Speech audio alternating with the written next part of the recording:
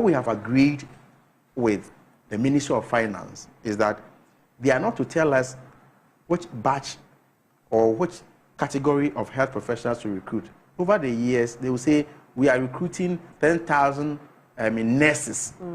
But there are other categories of health professionals at home. We have the pharmacists, we have the allied. So what we have done is that, okay, if the budget can take 10,000, we'll then share it across, looking at the numbers. Of course, the nurses are always in the majority, and they will always have the higher percentage. But that will mean that we would have touched on pharmacists, we would have touched on allied, we would have touched on medical doctors, we would have touched on all the professions. So as for 2025, no postings, no clearance. Oh, 2025 is what I'm saying, that we have taken about 13,000 on our budget. And this is even what we're struggling to pay all of them. But those people were employed in 2024. Did they pay them? Did they put them on the payroll? I understand the dynamics of what you're saying. So it means but that I'm saying that number will not allow us to put more on the 2025 because we need space to pay them. And as I speak to you now, I've told you that about 3,000 to 6,000 of them have not been paid. So you cannot go and add more. I mean, what you have even recruited, you have not been able to pay all. You understand? And so that is what they did, a similar one to us in 2008. When President Kufuor was leaving, you realized that he announced the single spine salary structure. And we came to that exactly a similar situation. You just announce, they leave, and you have to come and deal with the physical space. Now let's talk about the Health Worker Abroad program. Right? You say there will be some specialist trainings. What are you looking at in those areas? So, in terms of the psychiatry, the special care, they have categories. You know, they have categories of their profession, the specialties. So these are the ones that even those that attend to the non-communicable diseases, you know, the cardiovascular diseases and what have you. So they have their own specialties that we need to develop a curricula to be able to train more. I see. And then even feed that one with the Mahama cares, because we are making the treatment of the non-communicable disease accessible. As I speak to you now, most of these things are done in the cities, Kumasi, Accra. But if you go to the other regions, you don't have those ones. So this is what we are going to do, equitable distribution of the resources. These 70,000 people, there must be a clear strategy to deal with them. Do you have one of? That is what I'm going to talk about. We don't lament. Okay. We fix problems. So we have, I've talking about pharmacists, and everybody in there, I've put them together. So the strategy is that as for the medical doctors, we recruit them every year. The last batch, we have done the recruitment, we are yet to post them. Now, this is what we're going to do. Government is looking at employing some of them almost every year to reduce the numbers.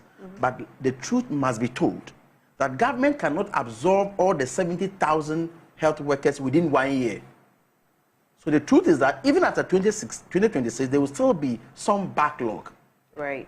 You understand? So government is going to look at absorbing some of them, and then we are looking at how we can manage migration, export some of them to other countries. Right. And so for now, about 13 countries have responded. We are signing MOUs with them. They are looking at how they can get our nurses in their countries. Bahamas have written, some very interesting countries have also written to us to get our health professionals. There's a problem that we need to fix, and we are fixing. What we have realized is that as part of the request that come, we realize that most of the countries, they need the specialist nurses. And we don't have many in this country. And so we need to think outside the box to fix that problem. To have specialists to increase the number. Right. Out of those who have completed 70,000, so out of the 70,000, we have about 48,000 nurses. So what we are doing is that we are bringing out a program, the post-basic specialist program. Out of that, we are inviting some of the heads of the institutions, including the rector for the Ghana College of Nursing and Midwifery and all that, everybody must come on board. How can we train, develop a curricula, a program to train these nurses within a short time for them to be specialists? So help me understand your plan. How many are you hoping to retain here, and how many are you hoping to send abroad? So now, what we are intending to send abroad will depend on the requests that come. Okay? If you want to send about, let's say, 20,000 abroad, and we have 10,000 requests, we can only send 10,000. Okay? And we'll also be very careful where we'll also not turn the coin, where we end up having less than what we need in the country. But of course, we are still producing more.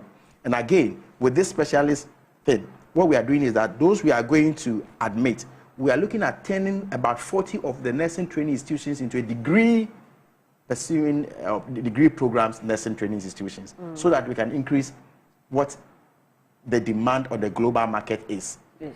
So now back to my answer, we are developing a program. Instead of, let's say, 1 year or 2 years program, we're looking at how we can bring the number of years down to, let's say, a year or even 6 months.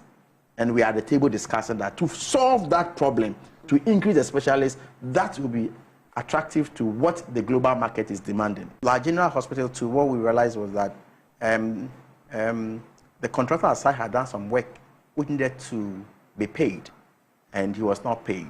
And so work is not progressing as expected. So allocation of about 120 million has been made in the 2025 budget.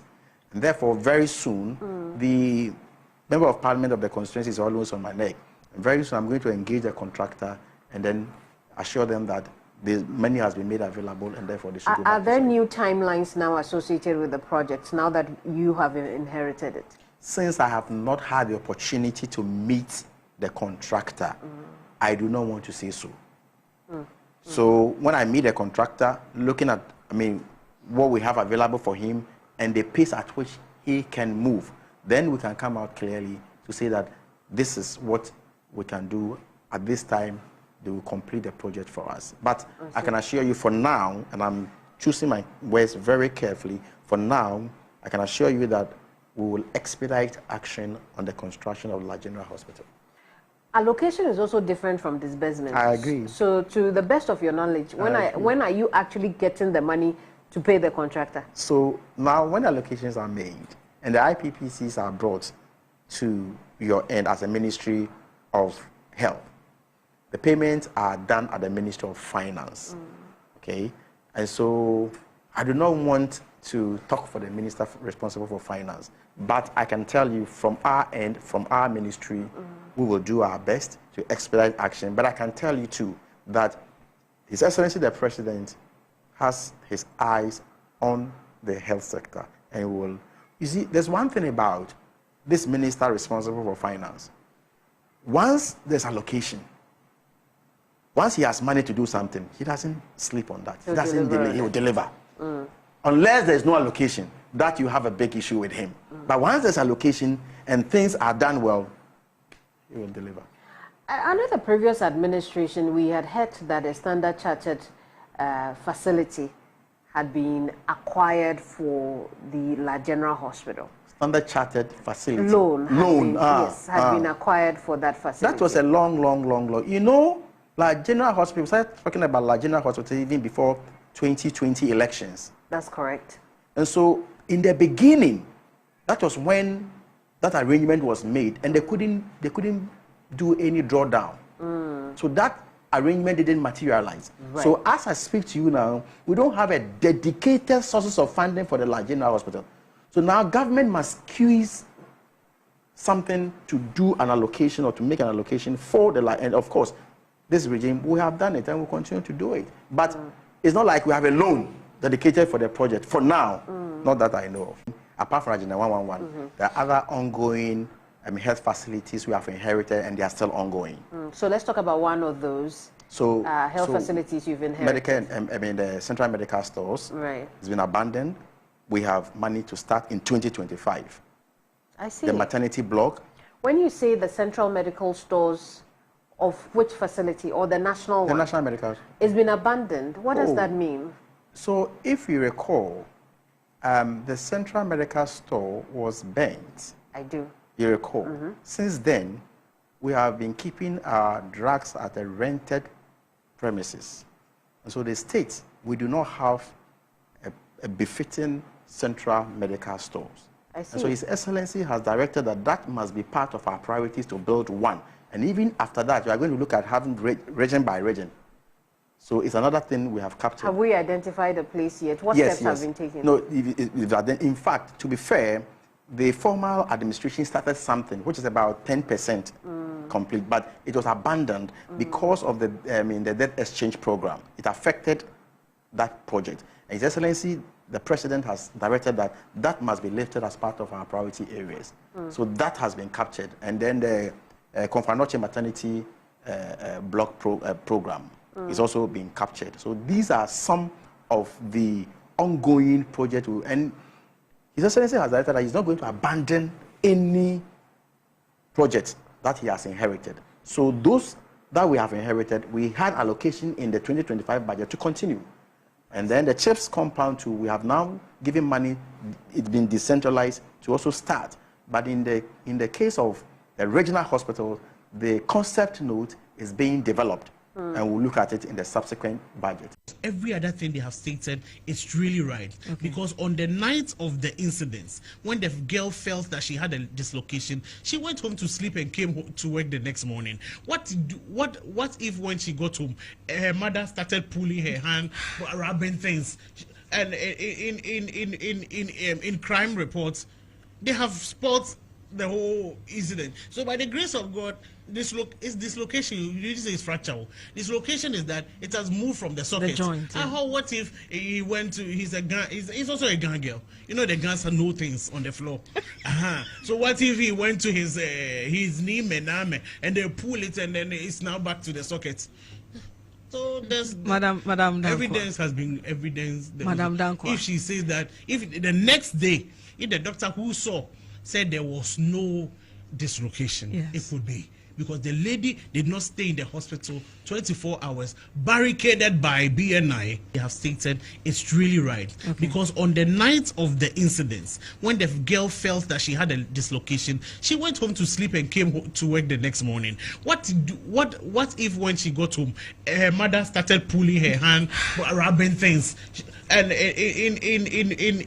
in crime reports, they have spot the whole incident. So by the grace of God, dislocation, you say it's fracture. Dislocation is that it has moved from the socket. The joint. How, what if he went to, he's also a gun girl. You know the guns have no things on the floor.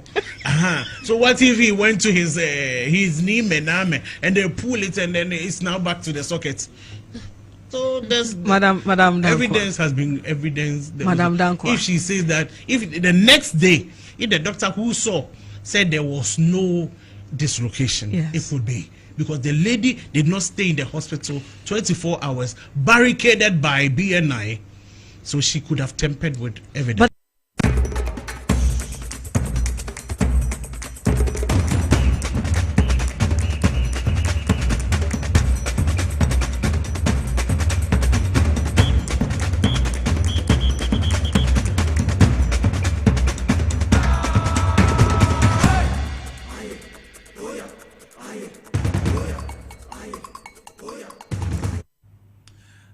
About the back TV XYZ so baby awa wo hwe me bia no and there akoye ifiada year 29th of August 2025 idi amedesu ye Nicholas ya owusuosen obetumi Afro King Nicholas wa wutie mo power 97.9 FM so memo akwaba Friday's edition of Inside Politics na me pacho bebre wasugo so na wo hwe wo TV XYZ sui baby awo bia wo de waso feme no na we bie wani na wotumi ahwe wo TV XYZ so emom yemfa da PSC aseda okotompo pa yemfema otwedi ampon yankopom se we bie eye osoro din de due so amaye kwa na ewie tumi abo over the nation's capital Accra ewie na abopa chese bibia de na kwemu a yebetumi the Inside Politics jumedi e de abro entimemo akwa boymom ma mehwehwe fi wo ne se wonye selfish wonko amenhwe wonko amentie Catch on you been on a son country in Nubi. No more fan to TV XYZ. Your digital platform no so any free to air. Ubetumi ahwe bi. Sa so na wo call a satellite TV a multi TV day box. Me pacho no so ubetumi ahwe TV XYZ so. Wa wutie power 97.9 FM. Catch you on bia award the nation's capital Accra. So I'm from to 97.9. And now say omo some part of Eastern, Central, Ashanti regions sir. Omo so tie dwumedie nyina. Omo fentowe no muntie. Make out say we call social media platforms no so a ye die him so. TikTok and sign of Facebook, YouTube ye wo mo ho. TikTok ni Facebook no. Power 979 FM. Power 979 FM. Ye wo TVXYZ Ghana. TVXYZ Ghana. Sasu na uko YouTuber. XYZ Broadcasting. YouTube ye XYZ Broadcasting. Ubetumi ahwe etie dwumedie bi na we hu se no kre. Ahana Ghana kasa. Ahana Ghana tie. Don't forget the biggest political and social program ayede bro wo Ghana TV kesi ofa baby obi ehwe no so your friend Inside Politics. Once again, your friend King Nicholas. Emo mama fasida mo do emfema the production team omoboa mama di dwumedi bro. Mr. Kelvin Asante, ye the executive producer for the show. Saso na wo call MCR. Ubehu TV director Mr. Ralph Jampo. Ye nua Peter Cranton wo Peter be yiwate. Abbas so ho wo ba sounder wo be hu Mr. Emmanuel Kisi ko de hye ansana Mr. Emmanuel nete ono so ye enkrani de hye kukudami no mo MCR omoboa wo ba cameras anasa wo ba omo twaye mfoni ma wo hu a eno so wo be hu mia menua Francis wa ha tadi brother o habi but Francis say okọ kro enti sanetie menua ba gift so na esiesie mi a me di dwumedi de bros from kosokra enti baby a wo bia no se wo tie mi afa waso fam me se wo hwe me a bie wani na wo de hwe me na hu se no kre ahana Ghana tie ahana Ghana kasa enti mema obi bia akwa aba mi twa mo ho sema me ba ya ensem egu bamba so no ye baba ba mu.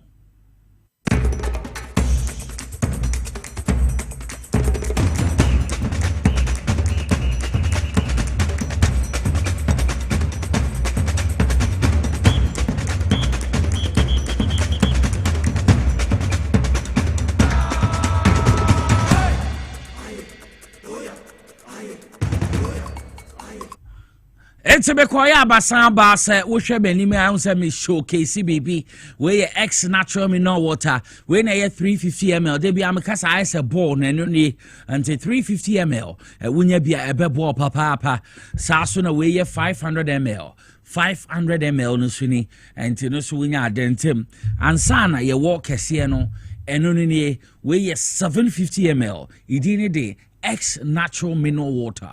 X natural mineral water. Pebi boy, pebi no na entumi mbo ma so menfi a me de dwumedi ebra nkai no so omo ka ho no repem me we hu omo nyina so de omo so gi dwumedi di na omo boayen na ye sikwa mu na yakọ ensem no so de a the chief of staff at the presidency and you be say Honorable Julius Debra Papa bi me ame papa edwumen ye papa no nti ende otu anamon okopie mu wo St. Thomas Aquinas High School oni mpenifo kwaye meeting na school ho no tumi launch school farm initiative His Excellency John Dramani Mahama edi abobade on agriculture any agribusiness says ya no yenya ban papa na His Excellency John Dramani Mahama owo inisuade hunu nti says ya no yebeka ya Kwame Nkrumah pan no na ebehu schools ahro wa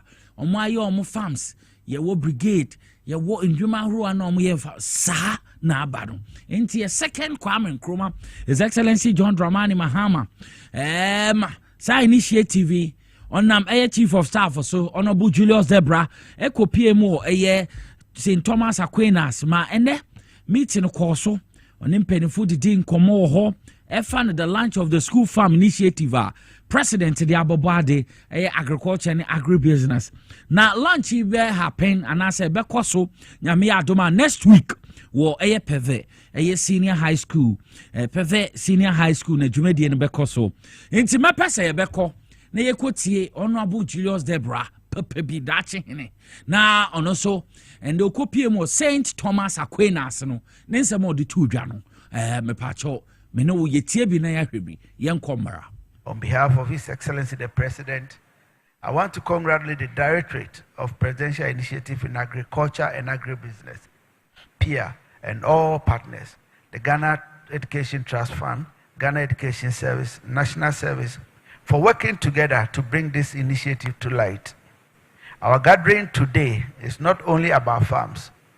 It is about the future of Ghana's agriculture and the central role young people play in shaping the future.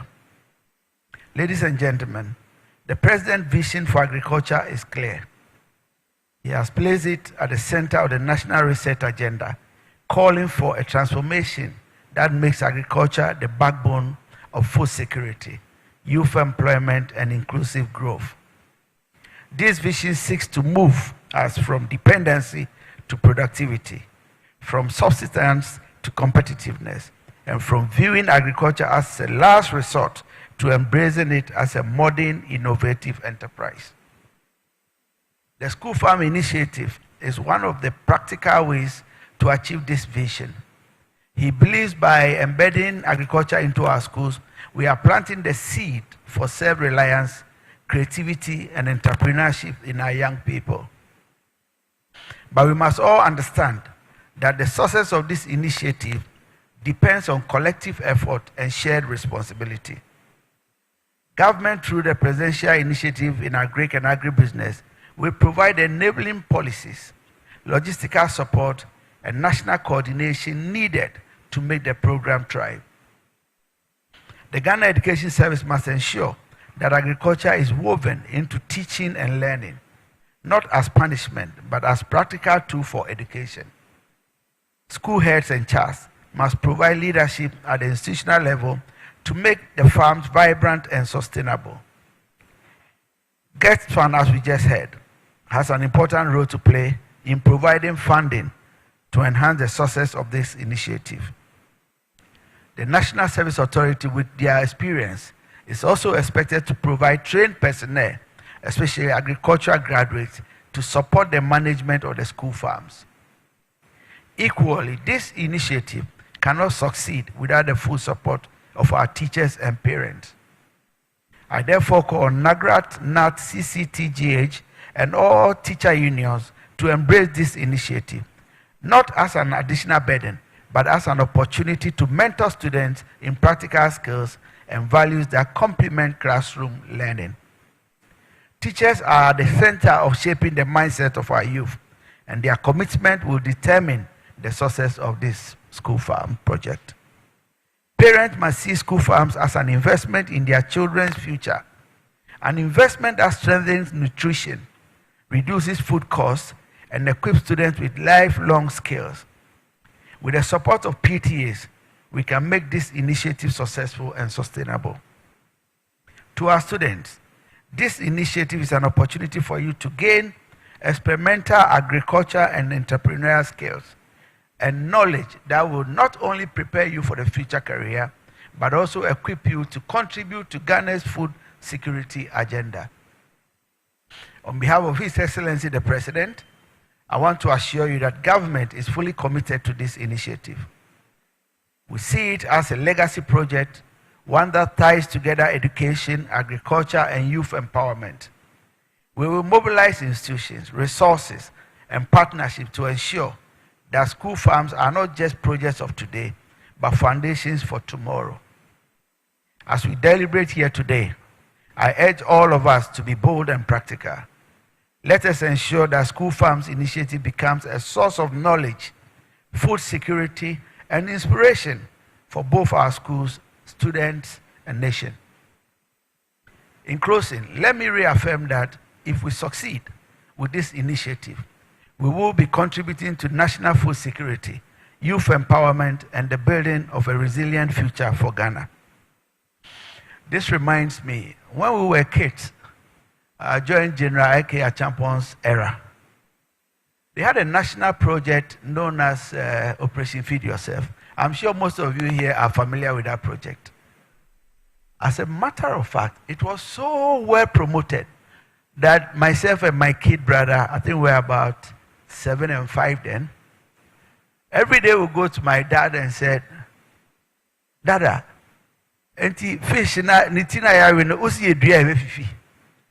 literally meaning that if we plant the head of the fish that we just ate, will it germinate and grow?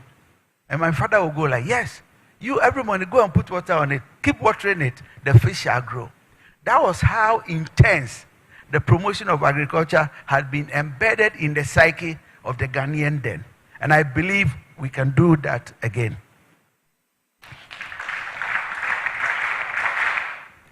But whilst on our way here, I was speaking a chat with my driver. And of course, he knew why we were coming here. And he said, Basse, this thing that you people are doing, you have to talk to the headmasters to reconsider using weeding as a punishment to the students. Because if a child does something wrong, and the only option of punishing them is to ask them to weed, they grow thinking that weeding or farming is a bad thing. So I will appeal to you to look at other alternative punishment. Either they go fetching water, they go sweeping, so that they will see farming as something attractive and not as a punishment. Thank you, and God bless you all.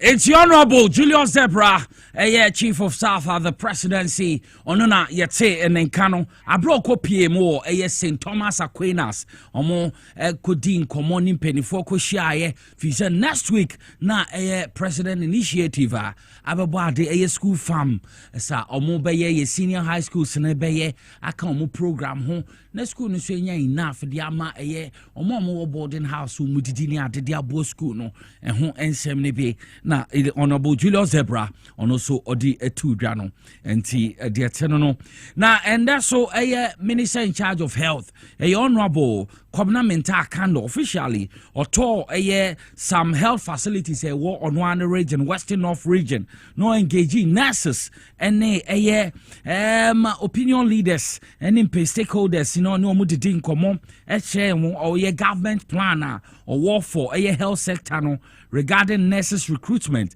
any payment no sansemi na akoso abroko PMO Western North na ode omoso day enkomo no yankwe hwe Honorable Kwabena Menta Kando or to Western North na oshia nurses health workers and na ochomo abine plans are obe recruit wahwe tu omoka na ma health services no so eniema tumi afa no tumi pay for Western North yankoko hwembra. The issue is that in 2024, when your clearance were issued, they didn't start the processes very early. So we realized that some of you were posted in 2025. And there was a directive to the effect that even those who were recruited after 7 December must go home. Do you remember? And the president graciously agreed that in the case of the health sector, that should not be applicable. So we had to allow all of you to go through. So now out of the 15,000 clearance they issued, we were able to recruit about 13,500. And out of it, listen to it carefully so that those of you, who will be talking to the others, you have the explanation to give them. So out of the 13,000 that have been recruited, about 10,000 of you, we've captured your name on the payroll. Now, out of the 10,000, 7,000 have been paid. So every month they receive their salaries. So it's left with about 3,000. Those on the payroll, it's left about 3,000 to be paid. So we are gradually migrating all of them. The latest recruitment, they've not started working. And so maybe, as typical of every government service, maybe there could be 1 or 2 challenges with somebody's payroll or somebody's recruitment process. The health sector is not in isolation, but to say that a whole batch has not been paid to that effect. Probably I'll need to find out more about it before.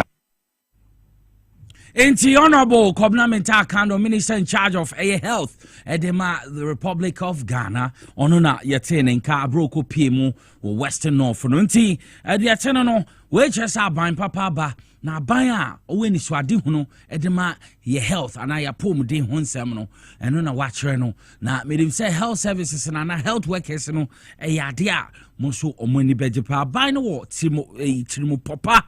Edema ye health workers in anti ma if you also a buy no na the new patriotic party your friend NPP Osono foi say January idea omo be yi Frank Atuni and as a flag bearer obia obedu omanim for 2028 na officially no 5 prominent figures Mekukudam 5 no more as original picking nomination forms or masan fale to contest a party in presidential primaries ebekosono enti omo asesiano omo contest in ye engineer Kobna Japan and Kobna J Japan wom ansana Kennedy ohene a Japan ye kwenima Dr. Brian Achampong Dr. Alaji Mamudu Baumia ansana Dr. Yao Osei Edutwum sankofui na omujina wo the new patriotic party omo flag bearership race ebekoso mepese ebeko na yetie sampenifo nyina yenkwe na yentie omombra necessarily lead us into a new era of renewal and hope. I'm here once again because I believe deeply in the need to restore our cherished values of service, sacrifice, and selflessness back into our party. I envision a Ghana that is economically robust, resilient, fiscally responsible, socially cohesive, and fully accountable to the citizen. The addiction factor is real. We are going to do what people never imagined will happen in this country.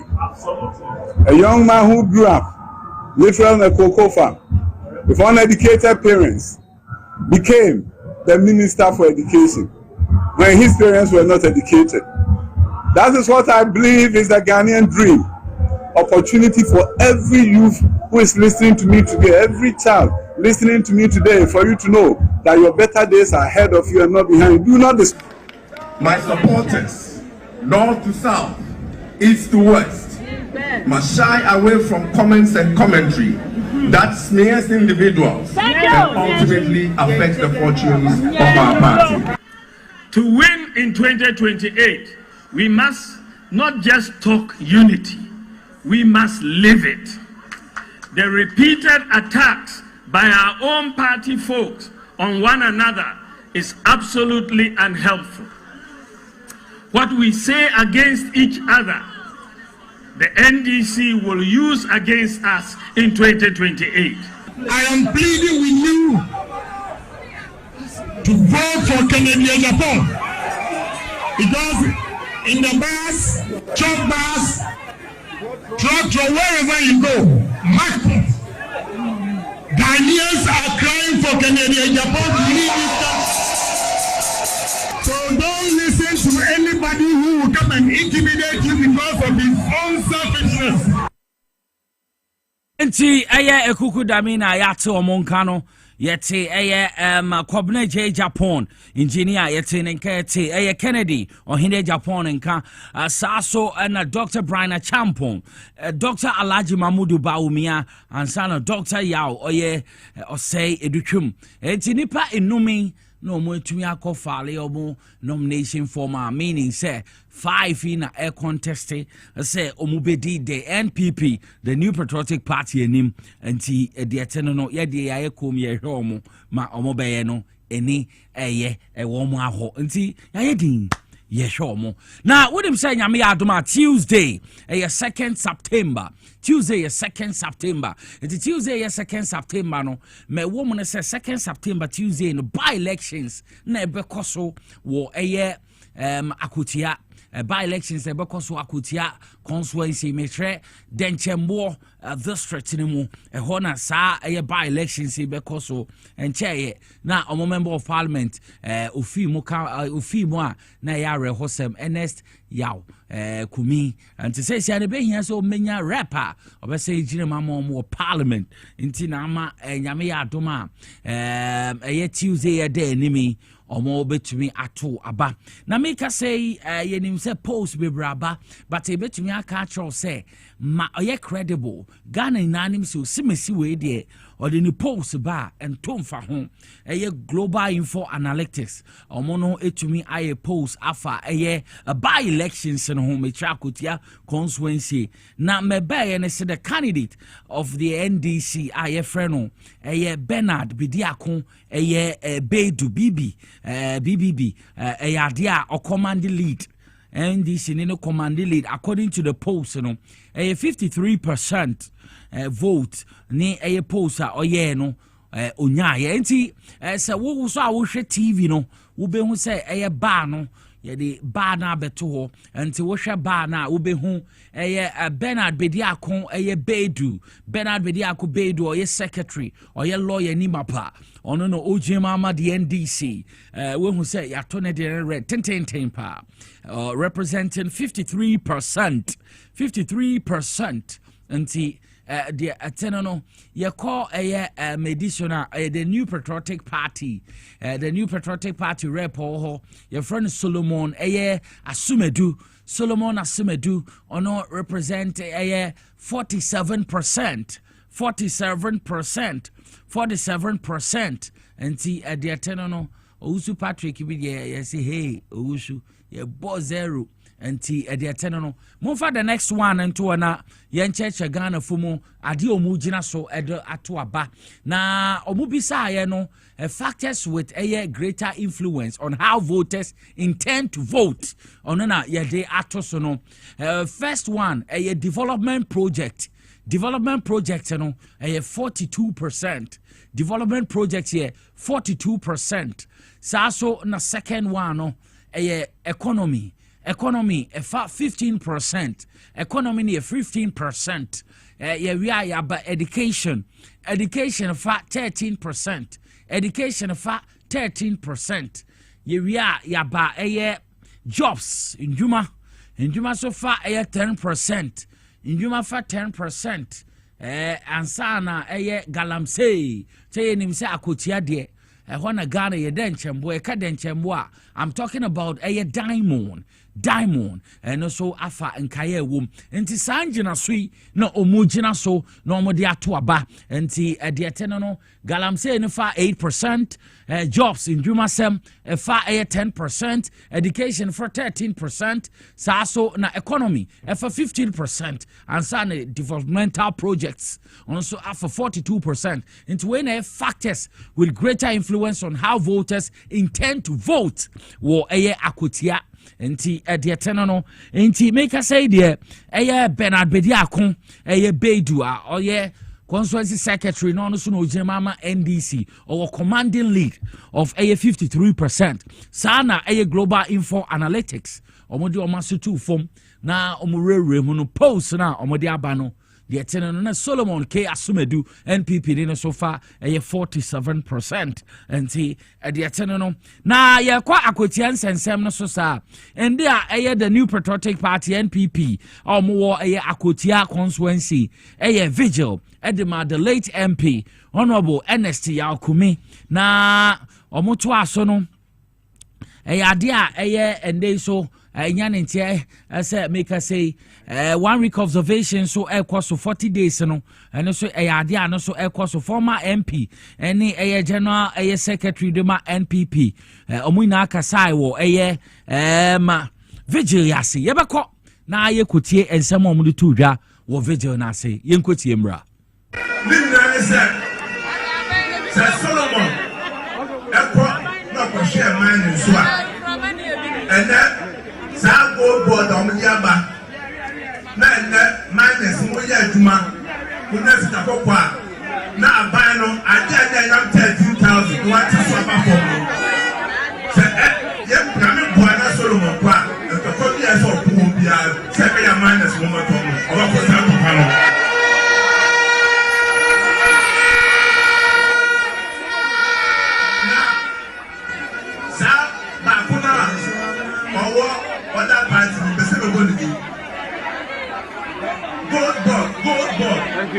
abai edi gold woman sa gold board ne ma no openia lawyer ni a truck kata bo ama sa gold board ne ba no sa lawyer no ka ubi enti na minus mo bra sa lawyer no so be di so no o ka ubi na sa gold board no e ba ye we yasem General Secretary MPP ni message o wo akotie na wo tie mi a Tuesday wo kwato aba kai eye Bernard Bediakon eye Bedu BBB oye lawyer ni mapa constituency secretary ono no jemama NDC nti mo amwo de nchembo asase so muntie MPP ni message bi amamo General Secretary ka bibi mu ye vigil ka bibi a ye beto mo so mo nsema to amamo candidate a kwadu okoboni ese eye lawyer Bediakon or letter gold board bem gold board buy and more mine.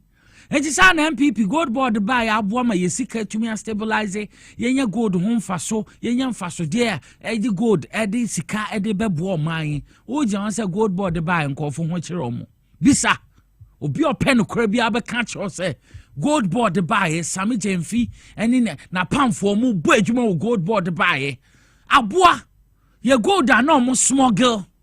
Ye go da mumu bi mo amofa na makwa akoton me pese me bobodi MPP fu mpanifo abi omoye mankasa 12 gold no e de ko South Africa ni ade kokoton enche sa na mo pese mo ye on gold board buy hwan na ne ho akere no me bi so hwan na ne ho akere no enti NPP mo General Secretary ka bibi kire nkofo no mo ntonto abama wo candidate Solomon Asiedu ahwase mo gire ho kan.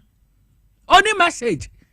Yansin who gold board buy ya nkofo nya ho faso de orasa me Jemfi yen hwedwuma wabo. Yen hwedwuma what abo. Wo si obi ase bibia dedin. And no because a gold board your friend is Bernard Bediakon bedu ni ono hwe ho yi nti se omo bra mo mfa mbo no kwe one no see gold board ama ye ho akere gold board the factors are aboa ma ye see the to me stabilizing gold board says ya gold and wood to me small girl bio MPP time na mo small girl ye beka ya owura bi kra bobo enkofu mpanifo bi wa MPP mudin ye ni mo ye mo no me gold dealers mo gold nso apa South Africa mo gold nso apa Dubai obeka say gold board buy ye initiative ebebo ade we hwe measures Sammy Jemfi ne apamfo atena fo ma ye aboa ma gold board yenya gold no ho mfaso na mfaso de akora nam kwa mo ba no ese woni ensa de ka kire na wakogina ho ayiyi a me kora na mse ebebo Terize ntia no de ofu stage anom si Terize ababrese no sa eno anonim wakogina ka samton candidate papa ne hwe letter me ye good board to ho kire wa tutiano wa we wo akotia wo pe development wo akotia wo pe mpuntuo wo akotia wo pe se niam dedi ma wa vote for the NDC and NDC keke vote for Bernard eye Bediakon Bedu lawyer ni mapa ono no temo ase oye homeboy obetumi aboa mo tiase mo kekanka we na dey to aba mo no akotia sensem ya so migusu ameka mu asemi na me child the national chairman the ruling party, the National Democratic Congress, Honorable Johnson Asiedu Nketia, dodo na friend General Mosquito, ono su kopie mu akotia bra, omoye candidate diam, omoye campaign diama NDC candidate no, na bibie tumi akonka. Muma yenkotie, the chairman de ma NDC ama yeku, Honorable Johnson Asiedu Nketia, dodo na friend General Mosquito, ono so ne campaign na odi kopie mu akotia, and some of the two dwane bi, muma yentie mbra.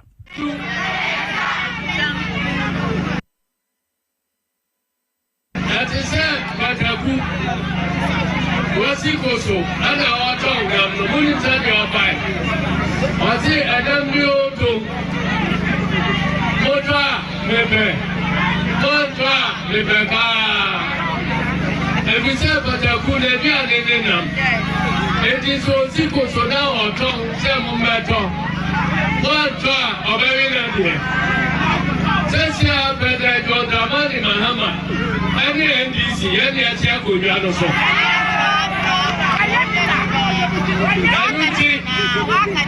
Put you back also. And she said, Papa Biama Koswa, every President John Dramani Mahama. And a Sabri, yet I said, Pompe, Madame Musini. Now, on my carnival, no fun to Obia, what's that? What you had to be an innocent. So put your baba of a dear. I just had this. And your bra. And this is a tear for your friend. And your MP. And your NDC. It's the General Secretary, the Chairman, the National Chairman, the NDC Amayeko, Honorable Johnson Asiedun Ketia, on an 18 and kind of General Mosquito, on also the campaign and eco PM Wakutia. And one semnibi na odi two dra mayete, and the attendant Wakutia and Potema, Montoma Bernard Bediacon, Bedu, lawyer Nimapa, Unimity. Na obetumi aboamo na me san esisubium schools senior high schools no Honorable Julius Zebra nensam odi tuudwa na odi trem no me de ye papa or say end weeding as punishment. It makes students lose interest in farming.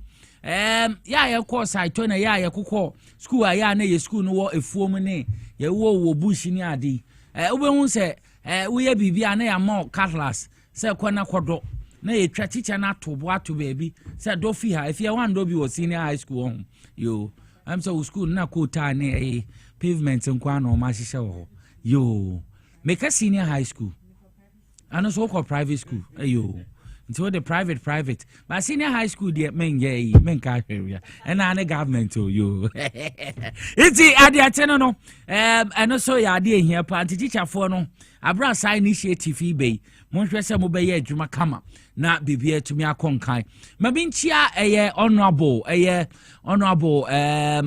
okwatakwa maminchia na papa honorable Kobna na minchia chairman Dan Ladi ono so constituency chairman takwa nswayem but minchia na maminchia takwa jata ehwe woko takwa takwa nswayem security sem wo party ni mu NDC takwa nswayem constituency omu security seminar no takwa jata maminchia chan papa mpomo te se takwa jata maminchia alina dodo na de fro yes wo bo adwuma papa ha wo si ye adwuma ma takwa nsayem yetumi gi seat no ensam bia na omu ye na security sem wo di makotene nti takwa jata wo tie mi a wo bo nie I salute you sir kwaso na bo adwuma ali takwa jata micheche papa micheche papa menim se nyame pa next week Saturday so obebe jame takwa jata maminchia obebia wo bia takwa nsayem constituency NDC udi makotene papa sa so na minchia mu MP Honorable Taylor so ye cheche na pa nti ade ateno baby adri de me pa cho bebre mankasa mete me testimony and metumi aka atro say obo adwuma ye papa ya wotate ye ti kan say agbozo what here and the doctor no ha and the oba church oba infections are how STIs candidiasis ni ade gonorrhea ni ade ama wa himfie was sometimes no na bi mo say I makai Sydney or se sentinel na ye bibia e wo ho se bi wono dofo kompem kra na nsuni sane ma ade anyame ehia so no ne da no wonya bi enti me pacho bebrebe bo mo ahimfie ho aye infections bi a atena wo so years a dodo say doctor bebo mema so akodwo to wo so infection say how wakwa ama ade a nyame ehia so de say esiche ne we se bi wo so ama wonyamu ne de obetumi abo ene yare ahorowa na so doctor betumi abo your friend Agbozo doctor Agbozo ono no da Agbozo herbal clinic no mama doctor akwaba fi say ni nimde ne nentete no wabeni yi ukọ doctor ewo we hwehwe ukọ doctor si wo we hwehwe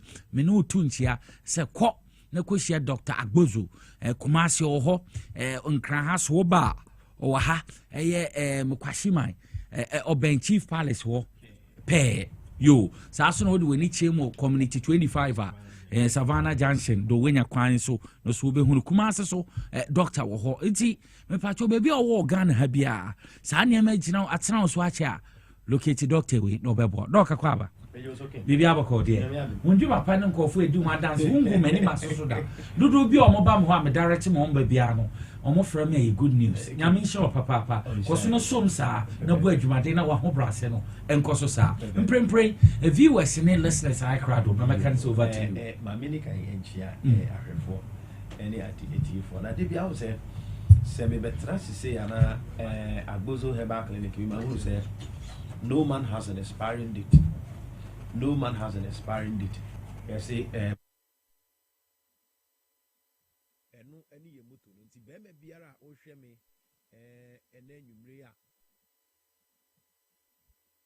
be me biara o hwe me na ene nwumre sebi akofom na sebi yeka mema yesi aboaje de bia ya metaka asimu se yeka mema yesi aboaje no obi a wodi aboaje no so no ebi di juma papa na me pa cho ya aboaje a mema obumfu mema obi biara good evening agbozo herbal clinic yetu yesa fra se o yade biara yeka ho asemi my main starting free problem be to say hemorrhoid yeka hemorrhoid hemorrhoid ena yade a sebi mprebiasa obi ekokotena yane so ana ne kokobo epieba ye friend hemorrhoid sana ne brofu din edi ena odi ba ye twi kasema na kan kasemu a ye friend kokobo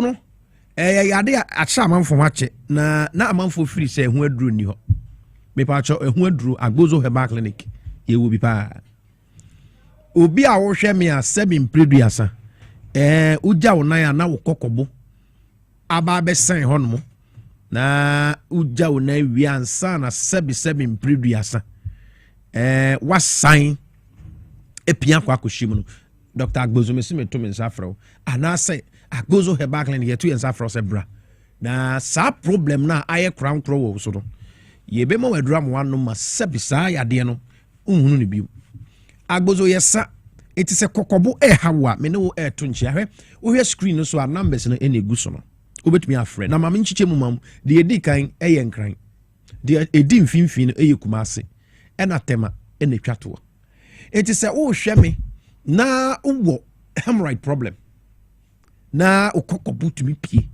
ba abontia wo a wo hwe me na me ne wo kasa yi odi apim odi achini enko fabra Dr. Agbozo menchen yenchen yensan ya de very simple adoma che de nyankopon che ayaresa no bia ne de Agbozo me de ne se wo kokobo bia me mo waduru be ka koshim emmabium enye surgery asem ye be mo waduru a yade na ka se hye to no se ye pause na fifi se den se eye kese se metwede se so se den ye be mo waduru e be hye ni nyina e ma efru to am ho ato hemorrhoid say oh yeah be ma the attack cause by a premature ejaculation and erectile dysfunction ha adwini ye papa it is oh yeah be ma biara na sebi mpreduasa o hwe me na o kokobo a minim say dey a osisi be ya o ya e cause severe waist pains and at the same time no so no e cause premature ejaculation what you say etino obi ama me message or watch me live from Guinea nyame nshira etino se etimi ma unya severe waist pains ma unya premature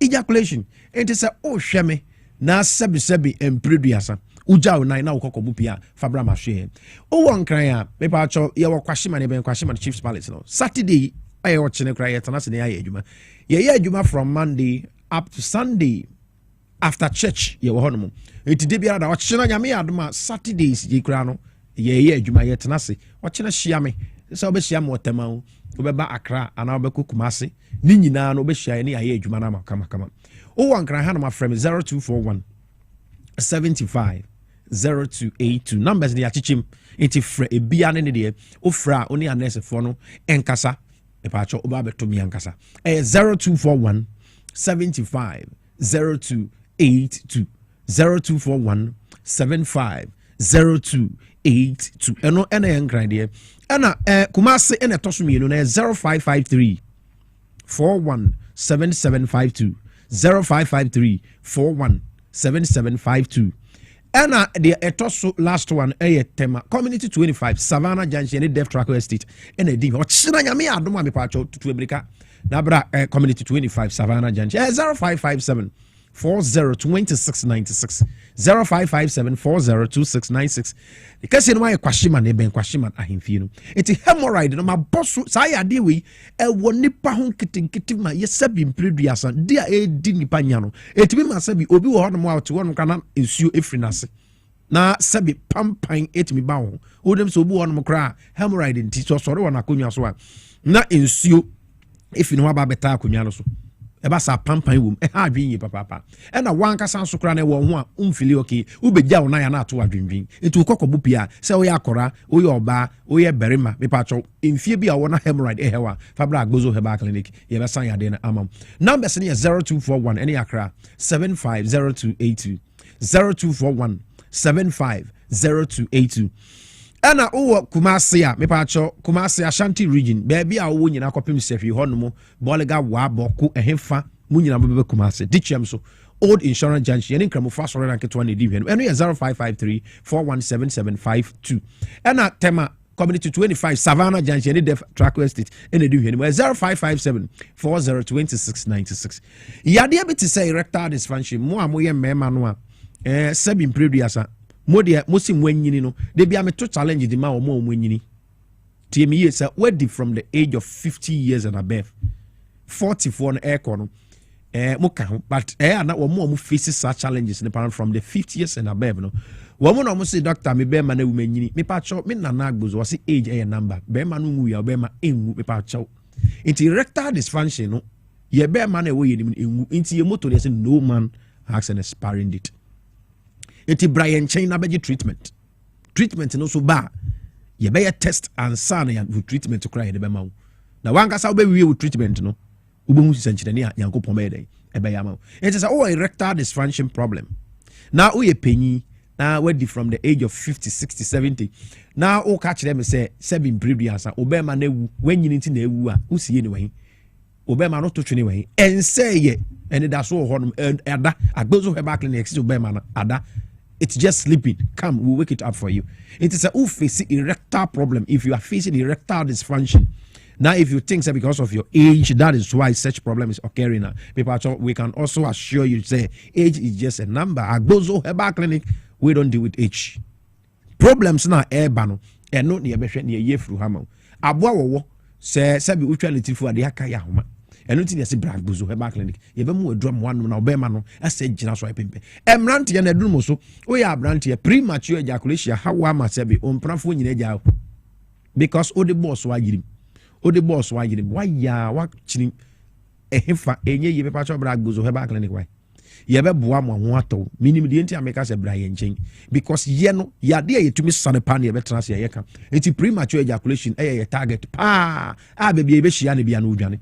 Erectile dysfunction baby you say be udwane hemorrhoid who we say about because they be an you know if you say no near field it is a what's a problem no now show me the whole Ghana baby I will be advert of my number and I'm in WhatsApp 0241 750282 say premature ejaculation how brand here and erectile dysfunction how obo a wonyini but ne be man to me nyadwuma ni nyina no yesa bomode aso be ba ye nchen me pa cho oba ye nchen ya me pa cho me sinya kopon nam yeso agbozo be mu wadru ho ato numbers ni go screen so enkra ha friend e was 0241 75 0282 ena Kumasi ya wadicham so main 5 old insurance junction friends is here 0553 41 7752 ena tema 0557 402696 oye bema mema ni bebre ho no ma edu ahomache a wo bema nsori se oye bema na edu ahomache na wo bema nsori a na me mo wate ase se me pa chaw obema no ekra enna musi ewu no bema de wo sori ahomache wo se obema sori enu na nya no ma kwedima ba obi ho no mo a erections no emma ahomache mputu onim se ne bema no wonim de ode ya ne se wode dwunso me pa chaw a problem is a sickness come to Agbozo Heba Clinic for treatment. You better treat you quality treatment. It to bet me afraid. Na what bookie would you? Untumi ma ochana krana. Bookie fatu.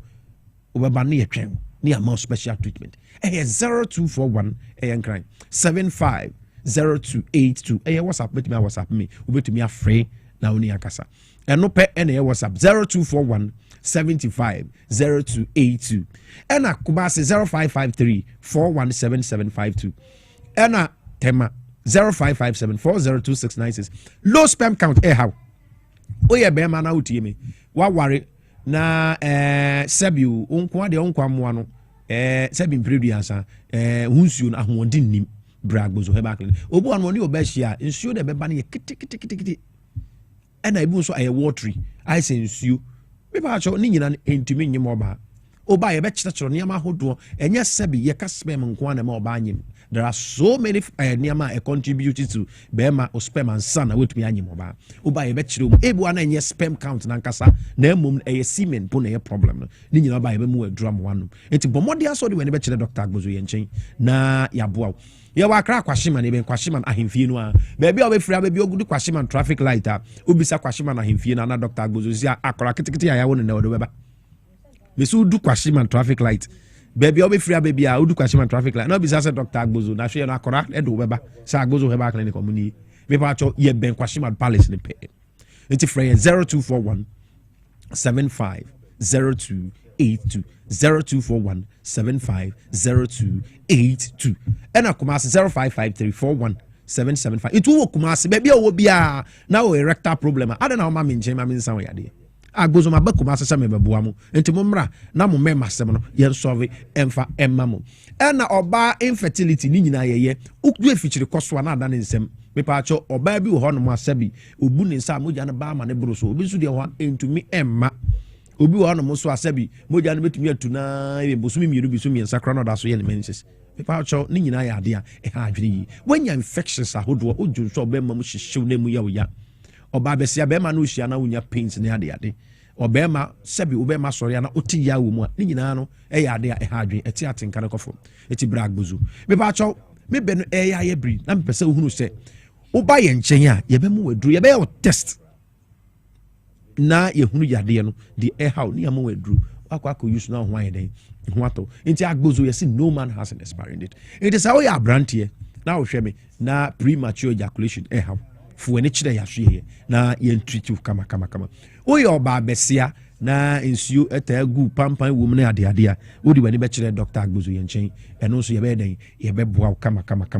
baabi a wo bia wo wiase bia sa wo ti ase nko ana yesi no man has an expiry erectile problem no be ba cho o de ye den o erectile dysfunction bomodi afabra ye nchen na ye nsan ya de adenti na was ma premature ejaculation and I say erectile problem enye wo problem beba cho braya hwe empanyimfo ni nyina yetu yensa frem wo kwashiman yetu yensa frem wo tema yetu yensa frem wo Kumasi se momra Agbozo heba clinic na yenso ye bema mo ahunu se you are part of the men you are also a man oti ase entino pepepe no man has an expiring date Agbozo heba numbers legal screen so me sorry 0241 750282 0241 750282 any kwashiman Kumasi is 0553 417752 and at Tema 0557 402696. Meda asese hwe me na otie me. Friend numbers no na bibia wo pese obi se bia no e be chiri macho. Meda asese otie me same time next week. Obeza hu me bia.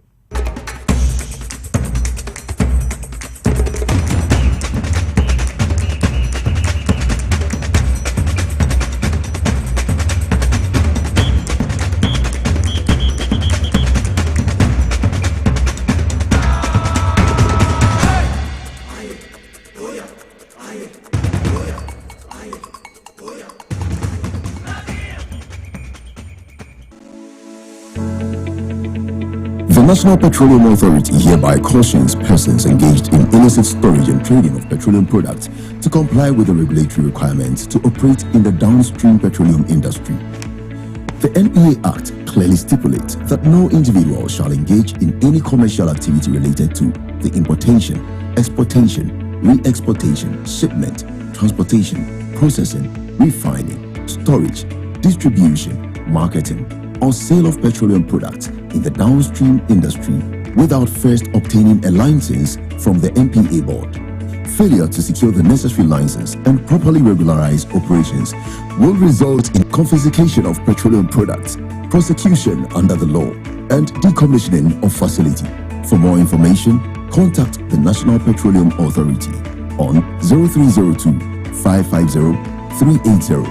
You can also visit our head office located at Jolu off the N1 highway or any of our regional offices.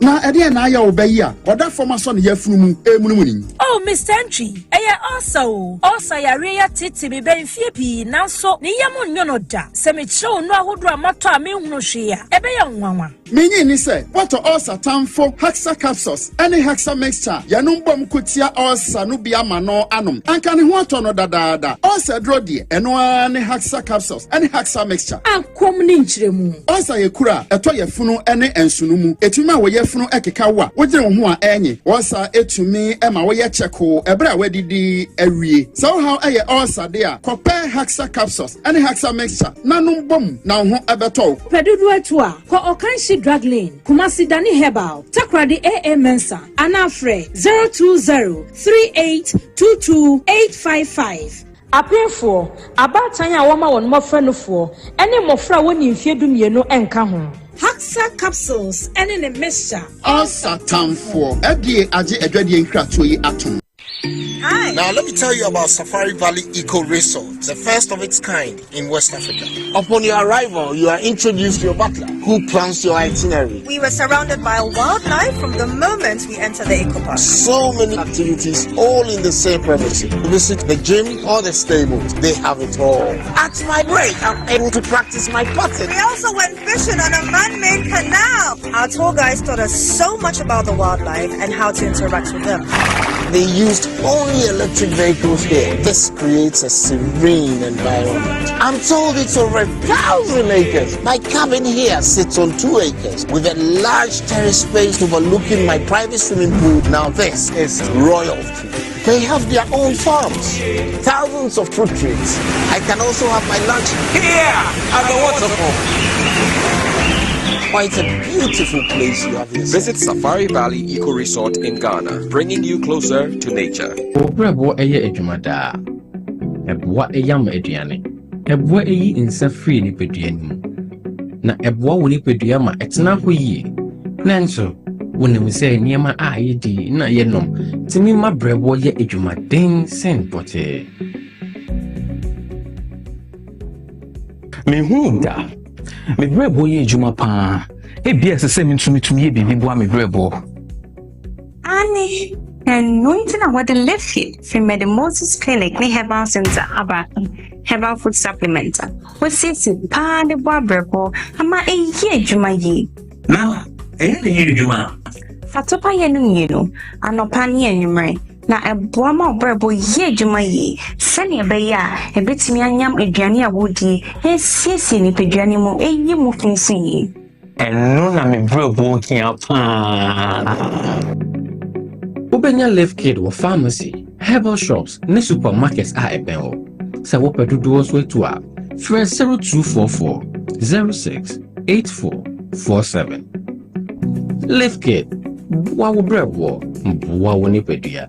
Edro yi enye ma apemfo, e ma ema omomanofo, ne mmofo a wonya mfie dumien. FDA agi dwedie krato yi atum. The serene environment fits into the goal of the school, which is simply to provide excellent educational foundation for your ward's development before they commence primary education. At first glance, clearly you will see why the school is called Hebron Hills International School, as the building stands tall overlooking town. With a Montessori style, we have experienced and dedicated staff and trained teachers. Our small sizes classrooms are meant to enhance teacher-focused approach where children get one-on-one attention from the teacher. Hello there. We are open at 7:30 a.m. and school closes at 2:30 p.m. After school care is from 4 p.m. to 6 p.m. while early drop-off can be arranged at 6 a.m. Hebron Hills International School is located at Midye off the Nsawam Road, Locate us with GP postcode GW0688 GAWEST and GPS code 06884870. You can contact the school and make further inquiries on 050-876-2375 or call the office directly on 0302-918768. Email us at hebronhills.school@gmail.com. Hebron Hills International School. Excel and shine.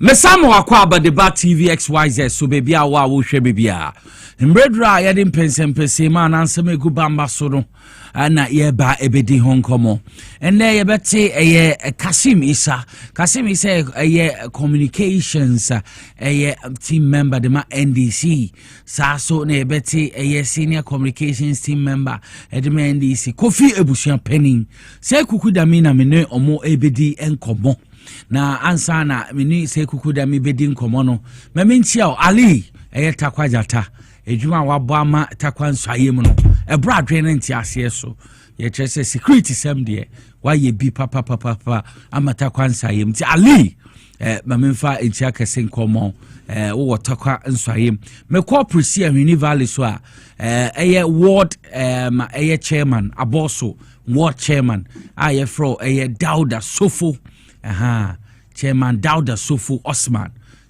Dauda Sofo Osman cooperative mining no udima kwetene wo se maye madwene se mo beboa ma John Dramani Mahama His Excellency eye cooperative mining a obeye no so abosofo agent so emfaso saso na eye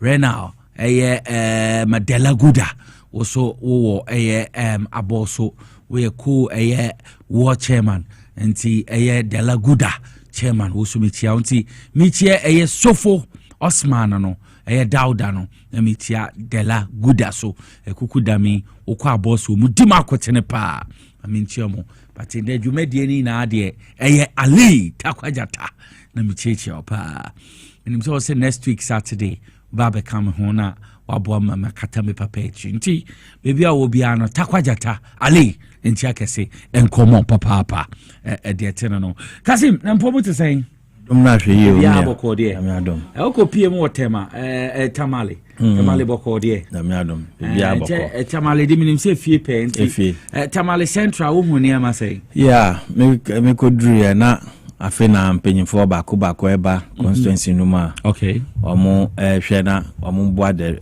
constituency executives sale of forms and regional executives how modalities of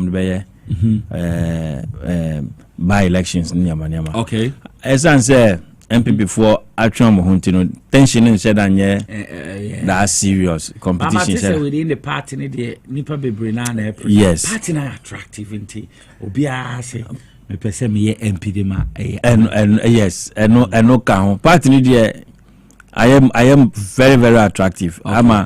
Everybody just want to associate himself with the party. But it was a binum crampo amako meti so mo show interest and I was surprised. A binum so a different way. Say then doesn't mean say namo train say nipani who and all those things. No, those ones no there. Then now we are I believe say say we are Muslims. Nipa who are nipani who are we. those are life. Moving on. Exactly, we must move on.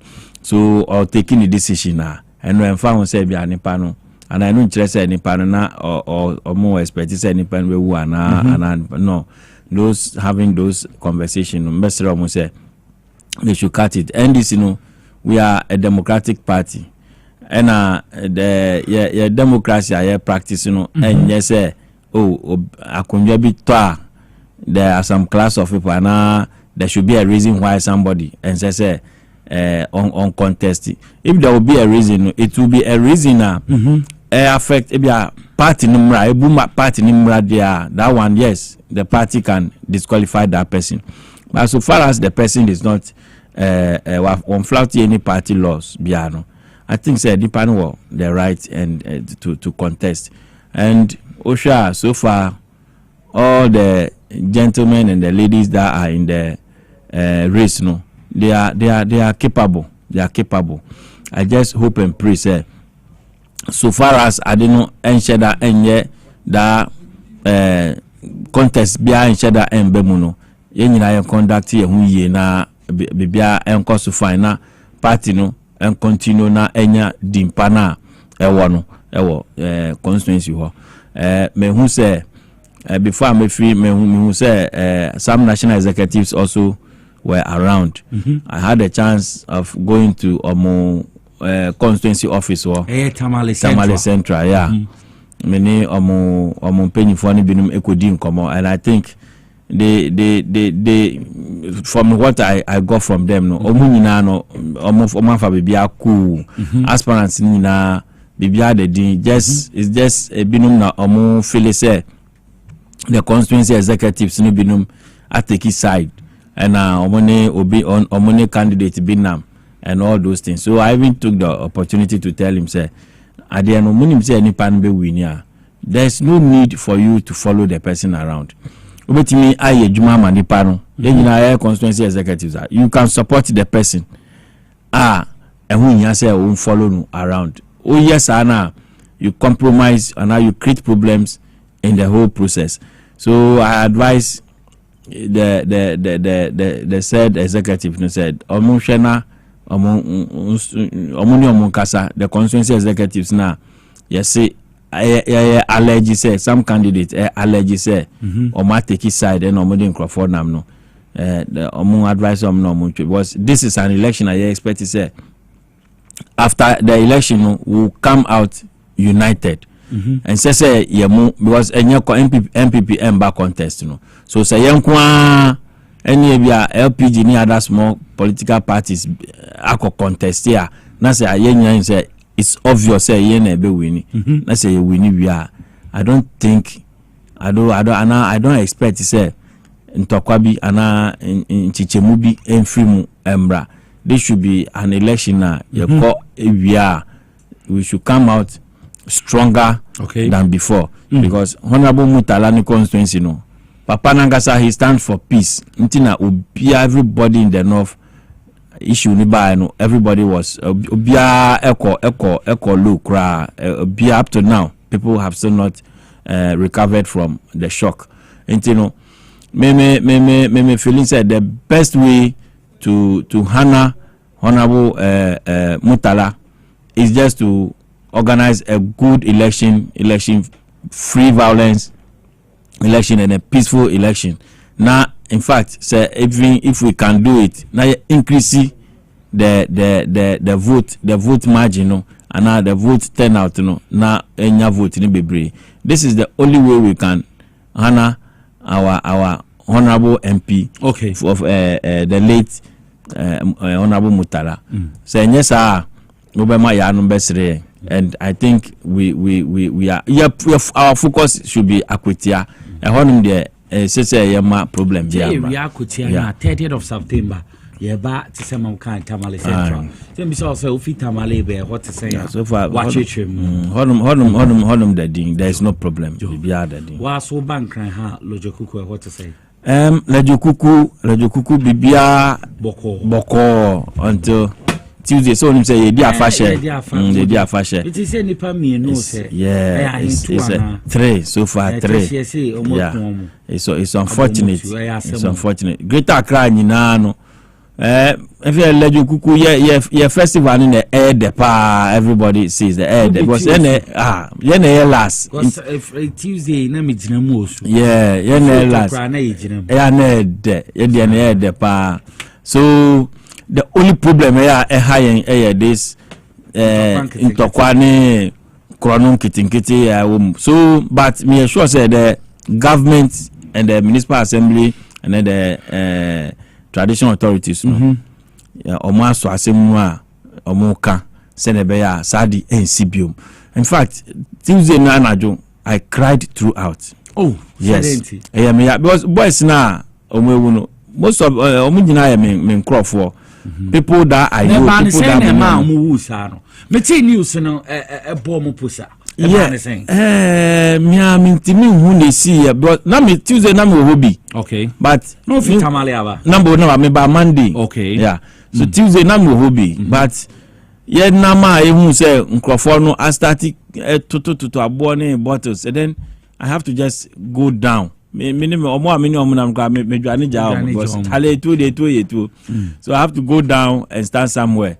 Me who answer ye de benum enam taxi mu ambulance gidi later yet say ebinum ahwere mo kwa but mesre we dey mekan won kran kase mu kakra atre me crop tashim nye me tashim me makpanye fai oblahin ko oblaye ni yo tashim makpanye fa akasin homo wo ni wo yo homo wo ejinoko ni sani eke ko mefe mu aba afiyele e ko mefe mo ni no wo kaji oba fe no ko ni tafra sane ke wa fe ko me alo ke wa ba ko me ni be na ba gbe na oblahin bana to moneke amba nme ame wala ba nme ame ejinoko ni ebefo nya han wo fi akone fefo wa fiele e fo fi manfen ma no nya han wo fi ani ni fefo ha wo fe no makpanye fai onupa yemi ni akwani ajaje sanje ni bi aneneke no ko ne ekwa aka bastachi no wo hwe aka neke no ko e batachi no numa wa wo fe ko ne mo wo twa mi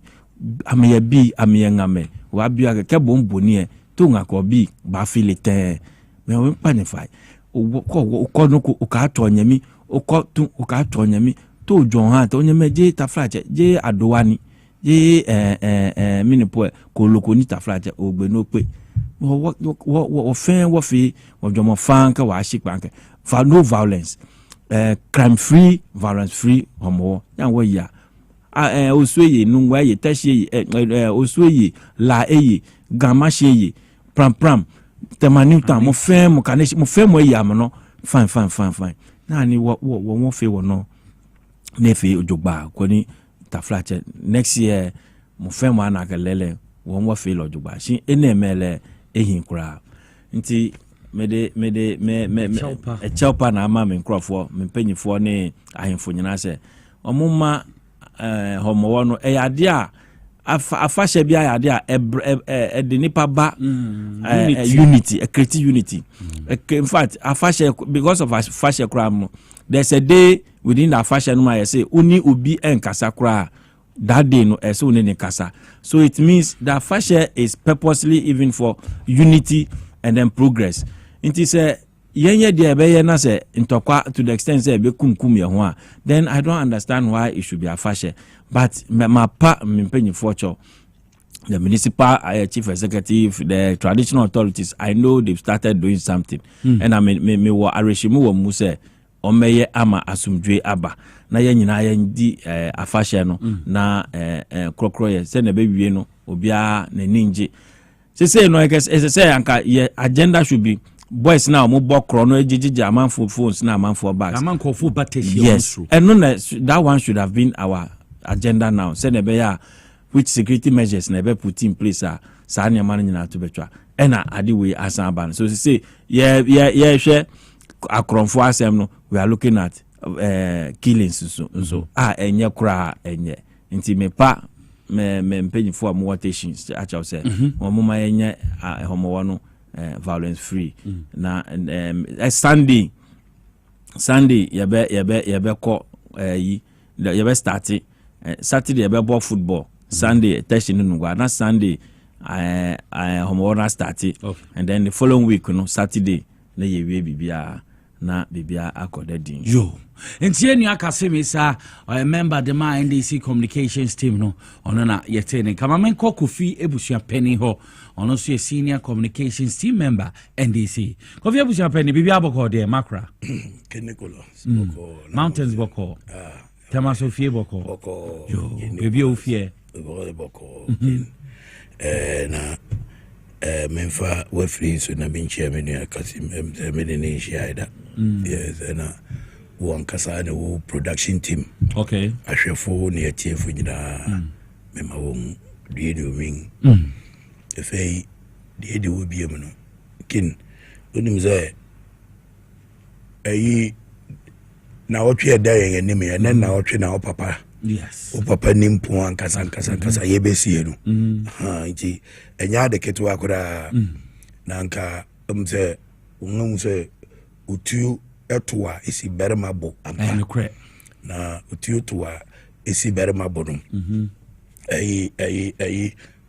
utu etwa isi berma bo no ya ba ehun se we oberma ampa we berma mu because ne abano esanka we obi ankasa abiri wo hyedam su nanso esane oman yi ho do na Ghana ho do nti yes o papa ehye fridge ma enene na wotwe wo hwe no na nka wo de na hye fom kasa abiri ototo ne ma nanso oman yi ho do nti wo da so te ya te tiefo mo a mo hwe ne ahwefo ne tiefo nyina mo make sure say ye be kwako jam no ne adia ato nani na nyono ya na oyi ha de to bi ani anya na nkasa gise obi ebegina ho no wayi ama no eni nti da mpayin fo sei wo manusu mame nti na atwe abien enam na abuga na pepe ope kokwa ye nti na ode no ho atwitwusie siwu na no ho aye kokko nti kiniko ye ma wa yakọ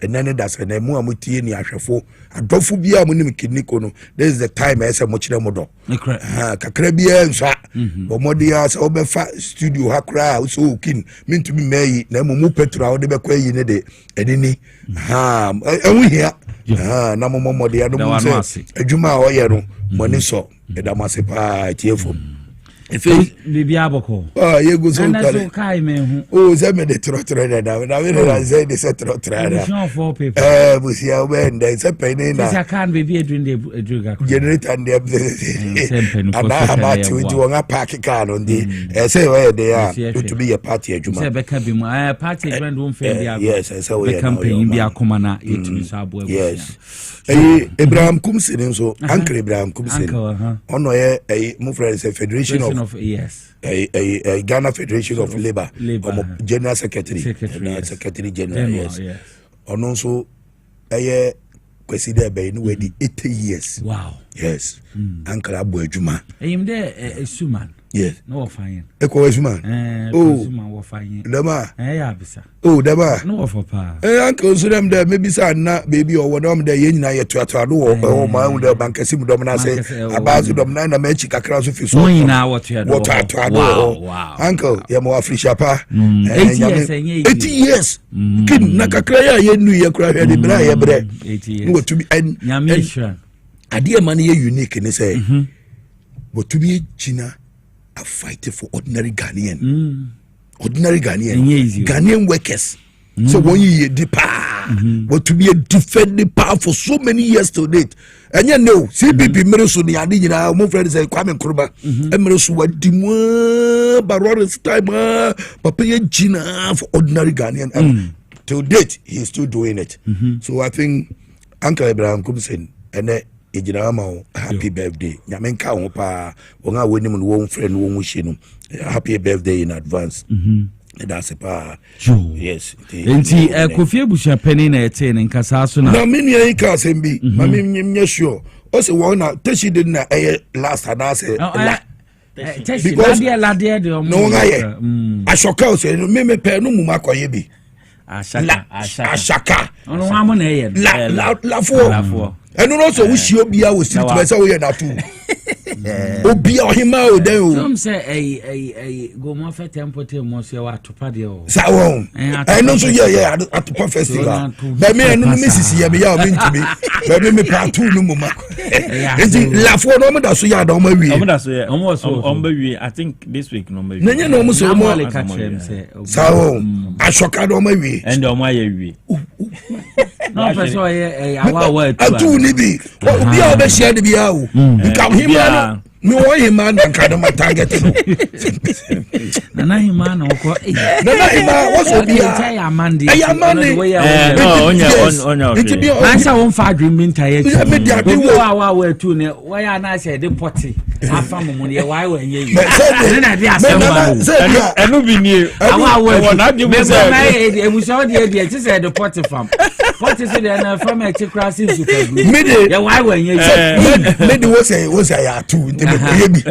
nti say dia kiri wo biti be ni me be na hima na mimi ni mu on bet be say kono an na red na me na ya atu nti stretching for no so say last Thursday so na ye wo mountains Thursday ni en ranko a and obi ka chem say techi won ayi homo no wo dimbone wo hwe no wonsesa o se wo park wo car wo se wo kohwe bia obeba no ngetu battery mini e wa keke ba hwehwe na ko aba ko famu wonyai is it last year or two na ko for be so last 2 years me ma hoho na hoho mo fi GPH cho port oh mo wi wo be wi bags you can imagine last time ko bi kra ma sign into waka tell me na me sremo so mo hwe say Uber drivers no yeah o ka so mo nko wa ni bro mo nkwada na ebusu enye nti eye serious ah wo din pa wo din crime e ko ba ko a wo ko etira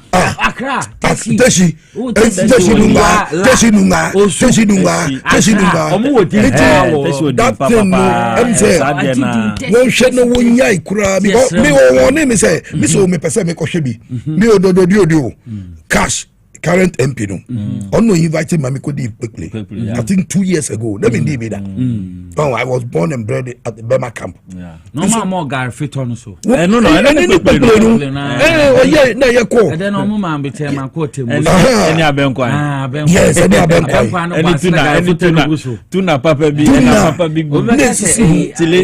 a tuna pa nti eno na me ko bi na me ndi bi da no invite me nti ba so ma hwe no bi osunsu ma hu kakra but teshi no maka nti be pese me ko no bi won me say obeju phone o ka obeba na o ka battery ni ho na me so adentia o so pack e obi gina ho dada nti o pack ya wa hu say akwa we on okolu within 10 minutes no my your pass they should stop because our festival here they say one a boost to local economy obi apeso beton ade my bro for be on my body I'm some person towns ni no how obi ya ne de ni tisa wa ba na so da mo na obeje ni phone na obe e be say udin nti nka local economy ni say won e ton ade no ye ko definitely ye beton ade osu de nipa yes nti be hu no me ko edu the following year I will invite another people now they want about it. They should stop it. They should find out say the tourism aspect of yes, and they are the locals. And no, they are the locals.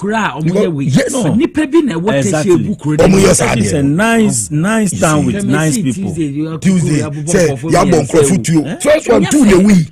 Na two ni we ni ba ko de no to hospital no and no so we nipa 3 just like that na na ma hemfo hwe na mo ankate bone abamu amoma teshe ni meguas was festival no bi apa me nipa bebra ben ko kwa say watcha won de enti akwawu ene akuapem agedin wo yem festival mu you obeba na do you know say nkrofutu me betena say efiti anwumre no be park ne car no ogine ni ama adechi oh yes oni ba bi da wo but now say na adamfo bi wa ha nti adechi anu akodware wo ho no ase aba ekropon ube park u car obi anu obe touch car no omo ye ekropon ne omo ye festival adenta madina nipa ni ho obi a be kotamafo ni ade nyina obi a move ko also from Madina to mountains here just 25 minutes drive 25 minutes drive it's I mean me say ya fashion no is the best and then nya betimi aba onyanko mu finka po abai won awia won na me efu owura no ni odo wefu na kasa no o se me akaba na won ga di na chi na apa afu na obeza to won atare we omon hwem form na nsi form na bi mu gutehye I know say your chief executive okay on more serious note time said the new patriotic party and they make us say omode nipa num na say amoko ye wo engineer Kobina J Japan Sasun Kennedy ohine mo fencheme Kennedy ohine Japan ma Dr. Brian Champon Dr. Mahmoud Baumia ansana Dr. Yao or say edutrim ekuku dami na say omo ejina but nsem na ekuko ba no bibi de emitia na mesre Dr. Mahmoud Baumia also no an oye prepared why you ready candidate why you ready no your friend say your mama money your papa mo omo pensions kan ya there bi mu koye investment ba na champion sis kan e ke mu ni na so omo mo ba oba gini na mo bia na first na de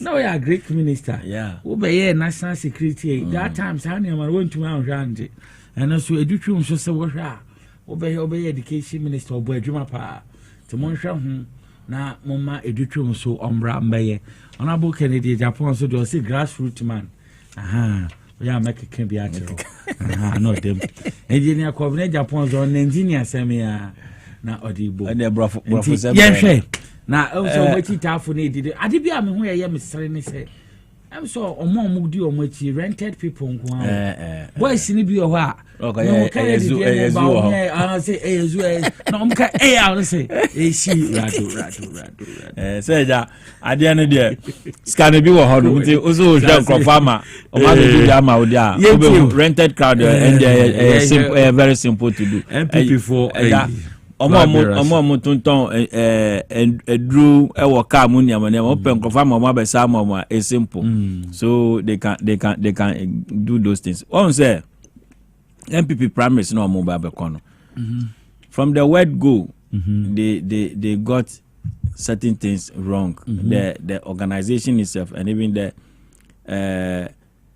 way omo started from first no kra no is problematic but omo party send omo person omo ye ni bia no yen ya jam ye de ni say omo fa ni papa mbra unfortunately for them omo akọ pick forms ni nyina no and omo akọ submit forms also akọ pick omo nyina no none of them can match anybody in the NDC front line say omo ba pre-presidential none of them can match them omo mu hwan omo free abamu enya 1 year just 8 months ago nti yenim everybody in the track record and I issue ni say no matter what scheming when Japan started dede omo scheming yama just to favor Baumia we share omo amendment to say changes be omo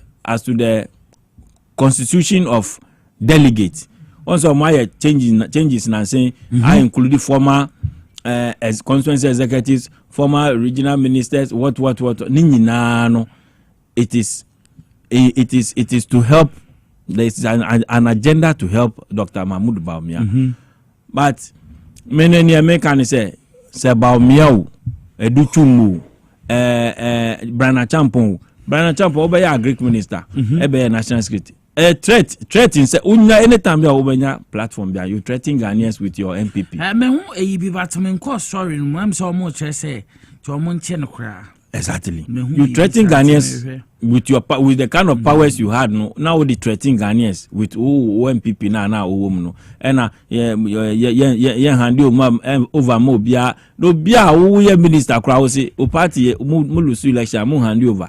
And over here MP there, over president there, you are just going to be like Crawford Togo nsemi over transfer over election over say you won't hand over. And you know some of them no there say they are even dreaming to be heads of state of this country. Dr. Mahmoud Baumia ya wo kromu ha ye nimle wo as economic management team vice president moi uti ho ma omode nhihye boni ababe to Ghana for so uti ho num ama for the first time emrewa eko demonstration wo kromu ha ema sebi mu ma ayi police for kra eko yom yaka de wo Ministry of Finance uti ha say for the first time the disabled organization omuko demonstration because omujuma omoye to input no abanji fi omusem because amuakwata ade onu ankasa ne pe a cancel to boot business. Yes. I'm on comfort between Omosika kakra. Good. Now we in a highway. Now Omosika kakra ekemu. Nkrofo we hu dede MPP abaya amfasa aska na mom. Ni nyina Dr. Mahmoud Bamiati Kromu Edis as vice president Emma Ghana for call Sanya Manu. Ya wo ha say na Dr. Mahmoud Bamiati 100 days. Ube ka chen say watch $1 ede wa lucky the key ama IGP. Dollar no before ube yo 8 years. Dollar na buwa chukura asa lucky wo asa ma 38% account. Na ende ne wuni man say o de oyeri di wechi na ni makeup bag ecolag bakun na ya to CV8 mu edidi nechi. And all this with Ghana for Sika. Omuko opposition. Ki won say or this bag ni nambium. Yes. Inti eno na kire say na Ghana for Sika e na omude odi yes anem. Ba omia wan kasa ukrom kra disaster si honum. Odi expired goods. Any nadmu emo a expire anwa expire e na odi koma omu. Ya wo krom ha. We saw all that. Inti no minim near adifufra bamia esa ba be ka kire Ghana for biom say or a new person ana say or ba opposition then wakosua ana opposition person usua there you have to go for 8 years and san wa be ka kire and say wosua there NDC your opposition for 8 years even though in 2020 Jomama was the best person and Ghana for himself obetima ejuma almost say on 8 years a sort of opposition 8 years yenina yeti ase entino wo ndc krampa ye yiri ho kuma Ghana e boy ho mode ma Ghana ye kwa your opposition for 8 years mu amama Ghana atiti apansam say just the last 8 months keke mu ko opposition mu ho nyina yira mu everywhere mu bia mu pese mu seniama na mo pese mo fa Dr. Baumia ensemble try esubium. In fact, Ghana for us so we are nice people. So because we are nice people, sometimes political parties like MPP they always want to take advantage of the people. But I know Ghanaians are discerning now. I know Ghanaians can see the difference between intro and nukre. Baumia ka kire yen say Jomama ba obe cancel free SHS. Jomama ba obe cancel nursing training allowance. Obe cancel teacher training allowance. This were the words of Dr. Mahmoud Bawumia, a whole vice president. Jomama ka say yebe review policies na Bawumia ko jina ka say the review means cancellation. Na Akufo-Addo nso akojina baby no nso akanda this the same thing. Nkrofo Marco school but because of politics they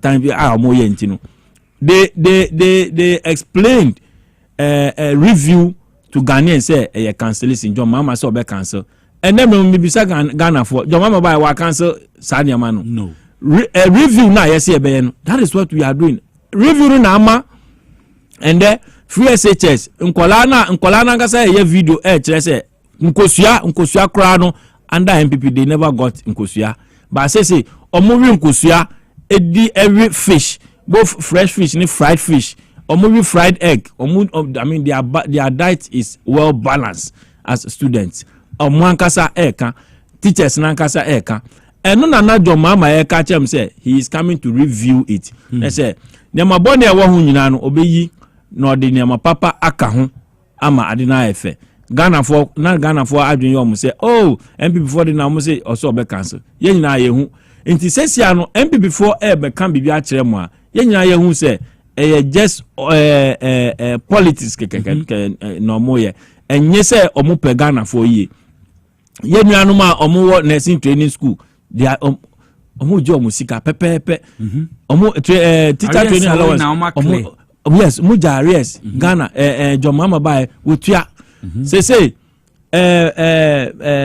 first years omo ko university omo so musika etua university kura aye free first year into no otimu say niama yenye ka say ebeye no nyame nchade we are on course, we are doing it just 8 months in power and looking at what we have done so far no say Ghana for my that another 4 years edika ye 4 years ayewo mu ya de bia meka say the political party a man chance say your man mre say on bu Ghana man ya obetime bu Ghana man ye NDC because you start here ultimu say yes send ye ultimu say send ya start no say you nya the needed support you nya hu obia Ghana for nyina eyo mo adwum say they want to help this government no matter what Ghana be ko ninim but say ye ni binum to say MPP for omo dia show mutim say omo de bonia no mo be hwe mami a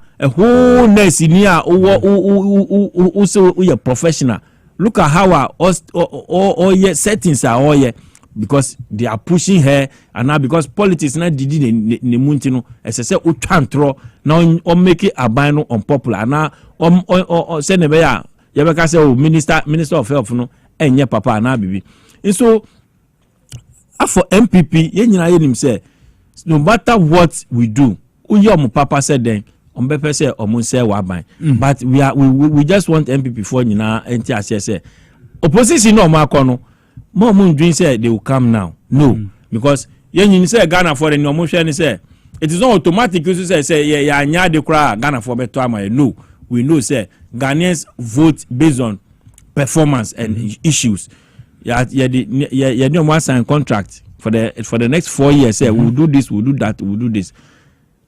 Usha post aba nyina che say Ghana for about 76% also who say the Ghana that they want, you know, yes, this Ghana is moving in the right direction. And not say Ghanaians are happy with so far they are happy with the governance of this nation, the leadership of this nation. And I name say His Excellency John Dramani Mahama, no matter what obe make sure say before obe kono obe ja Ghana esiye entina up to down many will say how many weeks ni papa enam Singapore or nam Japan open putupa e dia bagana correct say ne be ya eduane bebu say farming oba wia mo bon de wia ya agriculture e be ma no ho so legon wakwaji ska ya de besi eyi beds 10,000 hostel ama students say ne be ya so sanyama ni nyina no your school your nkola no ko school sebi they can get say obekoakotua dollars e dia akotua some private hostel bi ni nyama no all those things we are looking at stopping those things intino mumma ye nyina yemboa the president of the Republic of Ghana now enra wa mamwati ase say another propaganda MPP for the name say or pump chief justice now wa someone who second term third term or second term I don't know how to call it ninyina and enra wa mamwati ase say he is not interested in those things. He is a Ghanaian and he believes in the constitution. The constitution akano no one obey so. He doesn't intend changing any constitution or call another term biom. On him say no can in the election or say one term is enough to effect a change. And one term now on him the number of days and the number of years and I'll say he will deliver. I'm only appealing to all his appointees. With a chapa and all the president in the appointees. Papa we at aeroplane how many hours? How many hours? ye mrante kura sometimes some of them be a papa ne kura ye kura sometimes you say no we can't even try it, but this man has been able to do this. And yes sebi ultimate tran ne yere ma lodi na ne ma sharaf mu hu no, but ope adepa na ama Ghana ope se nyina ye ne omu nyina entimi nye pe ye nyina Ghana ni bia ni won ma da che obesori aka se opese niam se ne niam beye niam mu begu amayen. That is why the man is sacrificing all this for the republic. Ntini se papa we ye onu opinion no kra to brese ya who appointee. Don't sit in your office, don't make things that ebegu abanu hufi. Okay. The chief of staff, Honorable Julius Debra, look at the kind of work this man is doing. The vice president, look at the kind of work she's doing. Na say who appointee sebi ubekwa ko tena baby yama appointment now there ube ye wadwin say ube sabotage ga na ube ye niam be ha ban na sebi ye ma ukwan e ma wonya because aban we no e aban papa ye nyina ye pa de pa ma ye mba ne na chimba nti no mo ma ye mboa na ye nyina ye enjoy together because the kind of president we have is somebody with good conscience. Nti mo ma ye mboa Ghana for ye beda asenti ye nua eye Kasimisa na ye tin submission maminko Kofi Abusia Penny wo Kofi ye ntiwe MPP race beda say na MPP race say odu baby anka o say ko wenim nsorobuga na enya won ayi achechere de nka umfa ho hwe because kwaku monkey ena ne maame ana ne papa ewu no wo ye won ayi wo ndua so achechere de wo ye den ko ayi na se enye ye emfa ho nanso edu baby a eka wonantinya na sebi o aka woto na wo say adeto ani a eda dide nanso bo nso wo hwene mo sigunsu ha wo hwene enka ho ade na nto hwene m bede to wani na afa hwene m be eni say ne ka meka no ene dan asaba he ka nyina ne say MPP enipa won ankasa yakoto aba e wo mayim na aba na yakoto we no won ankasa won ntumi ahyehyɛ won ne ma ye na ahwe agu na de anim guase ankasa ne oye ne abɔ won na esesa nka wotena se na wokɔ won twa mu no wokɔhwɛ sɛ ɛdan ne ne ma yɛhwe ase ɛdan ne yebetumi ayɛ bɛ ma yɛgyina no won ankasa won nhyehyɛ mu no won susu mu nyina no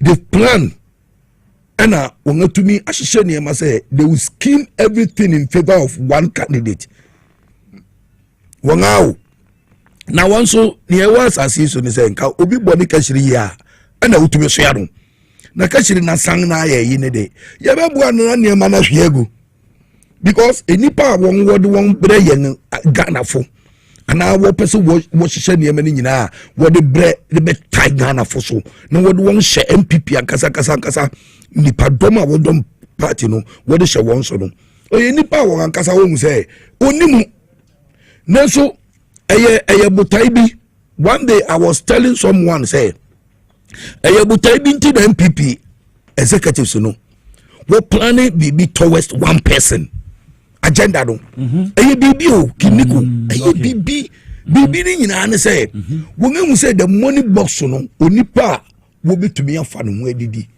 a wo betumi abokoro no mo eye ba omia that's the only thing okay eye bibi a wo hu say nipa de gira ho no say nipa e contesting nyina no wo nyina ye ko nipa be no yi onipa anko dimu omka no nko ja they want to you see they want to waste it they want to waste them they are ready and prepared also they are ready and prepared to waste the money okay what you say because nanka wo sikai one we cover forms 1 billion we go file we won catch us we will be offering developmental a fund and a development fund a 400,000 Ghana 4 billion also what the developer party no I mean at the Kodia person will develop good now say ka was SK nyina na we are wako move from say police station agent unless I don't want to friend police station executive okay the Kobe aho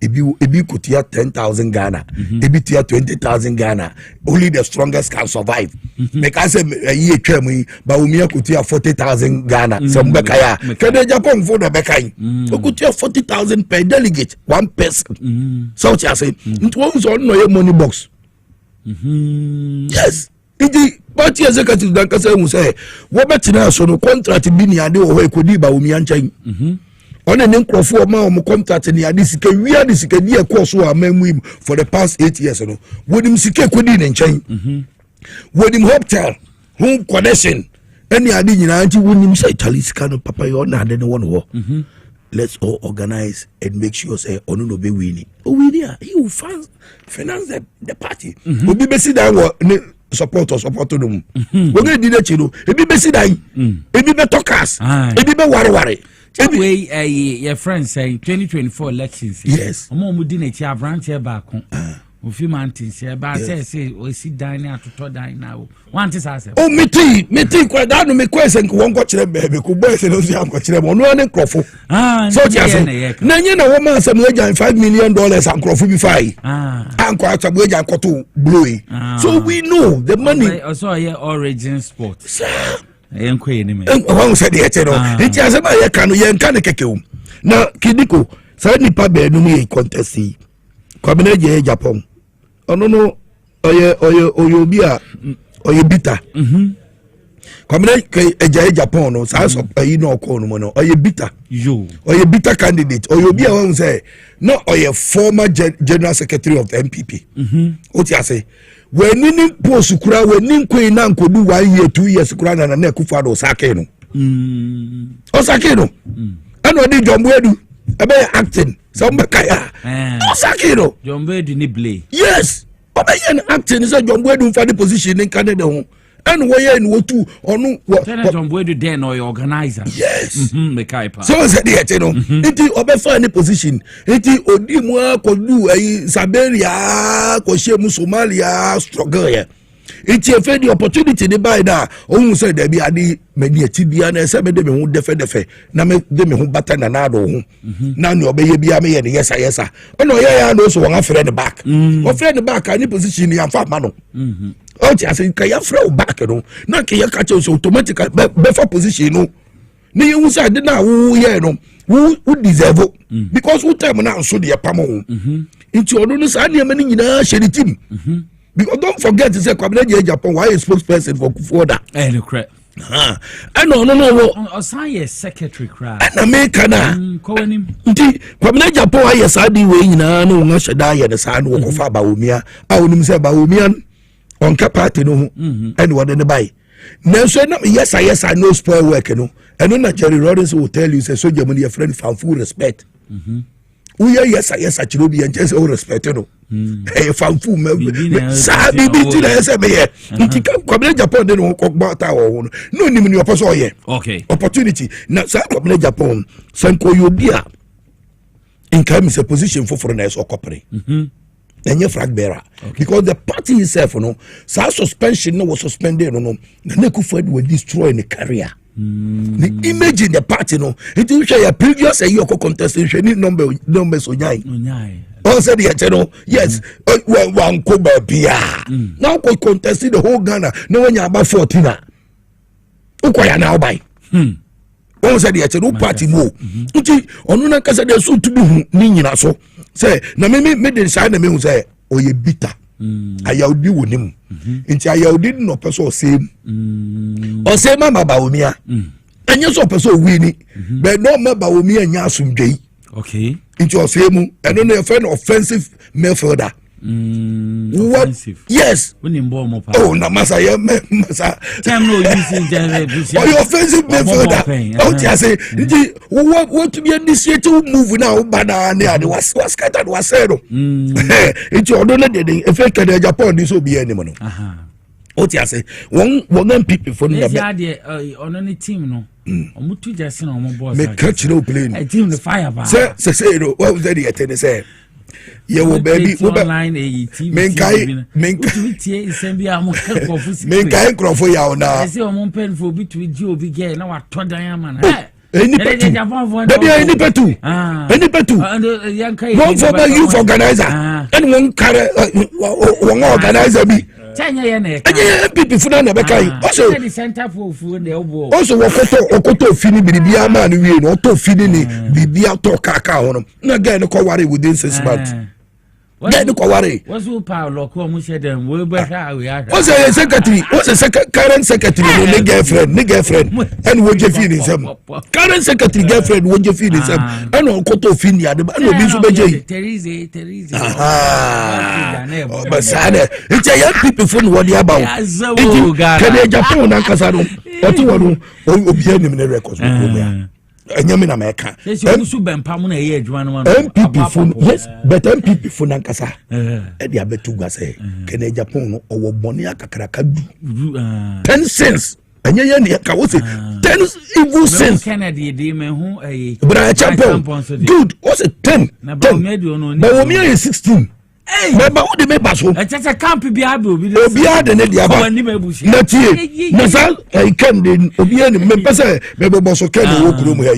Obian so you 2 year one day over to make can fair nipa 7,000 but can bet we have a so I employ nipa on web a juma no I employ nipa makom 7,000 obeka and Obian ko hwehwe mu ye nto kan so awonye neni na amanfo muntie Kenya Japan no nkrofo a enim no na MPP fo nankasa aba be ka kire yen say kan sika owo ni nyina no most of the ayi ni nyina no government contract what's a kan sika owo nyina no MPP fo na da ka what's a government contract wo be ka ya wa street light kan nankasa du ba bi no ngamfa no ngamfa na say Ghana Standard Authority to me the report to bre yen ka kire yen say street lighting work by no cry substandard.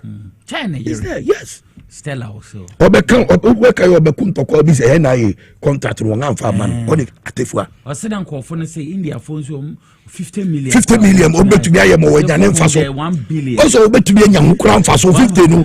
Obe say anya so mfa so 25 million. 1.3 billion. Also mu Enti for so dan chief of yes na kan sembe kaya ken kuriara eno ko winiba eno ko holu police commander bi sembe kaya oh yes I watch it I used to have it on my phone my other phone but na so me hwe yi a me nim ba bi a me ko mi na yi na delete os I dey yes ko nti ono di eye bebre na mu ja no so me o mana MPP funankasa say Kenya Japan ne maye be 19 na san crofin ayo MPP funa na ka won say o wini a o de ne man be ba ma won contract because won ya adwuma no won ka ho but wo wini a o de contract be ma na ma won na ka enye yen won e dia ba obi enu ken say wo gberu mu a obetumi de picture be to TV so say we journalist we papa we o da adwuma we ya no MPP NDC munya na momoro no aya 1 week na amia onim na bia ba me say ono election ono ne yire baako na di na chi e call round year campaign e wo Ghana nyina Kennedy Japan ne yire nom 23 no omo hu baako cross odi achida you see the whole thing so they are telling us in Ghana for muntie won answer wo me fanto memra ay number 3 I'm say you will bride a champion. No records on here. Su. Political analyst on the Denmark Baton Ghana. Ono na kasado a short commission. And a committee or commission. A double months. Sebna ya was so west wogono. Ono no architect. Kenya Japan a bride a champion or architect.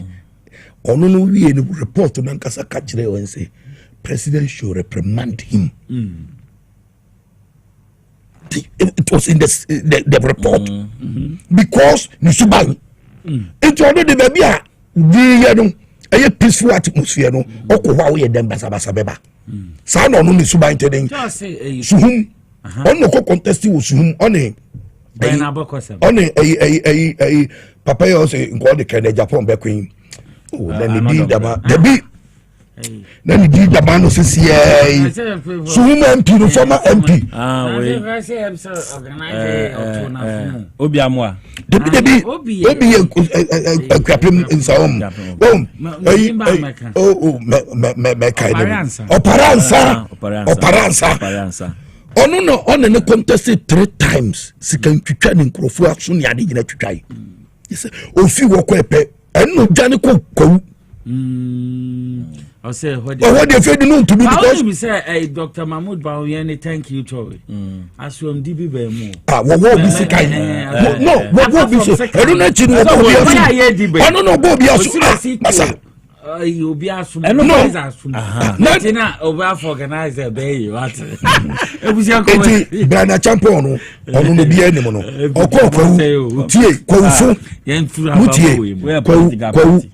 or not the far bit. And near Wohono, Miam Penumfra won assassin, and Cassa de Bissu tried Gajo, a you won, I can't say a boo dear. So what I say, and we were born if you didn't, so Becaya, we're born if you didn't come. So about the Jawanga Sassia, live video, one no money added Yama. It's a no, and your Ghana phone was say, it do a baby, no say, if it is Senate properties or better. Obesa obi a we Minister of State obi a we Brana champion enti you can imagine me bobo won ayi no so mako na obi ote say wo the Ghana ba be shenensa obi otumi converting committee ni ebisa o say so yemu na wo dem rank he couldn't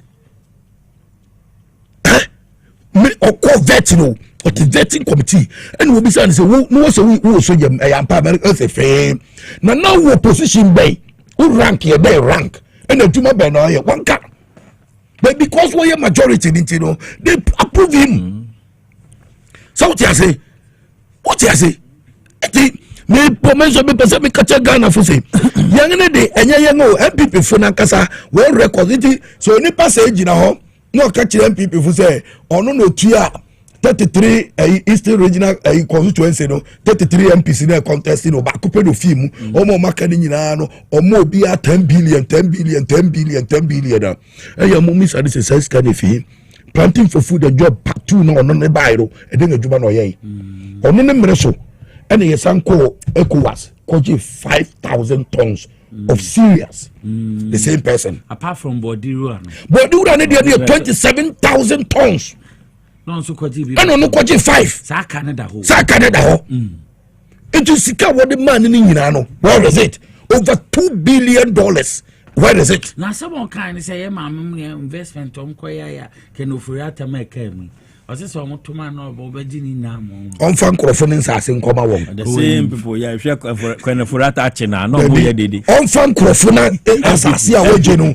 Wo de nsase na mrewa na nkasa suse ye wonga janum no wona nanom de ma won no.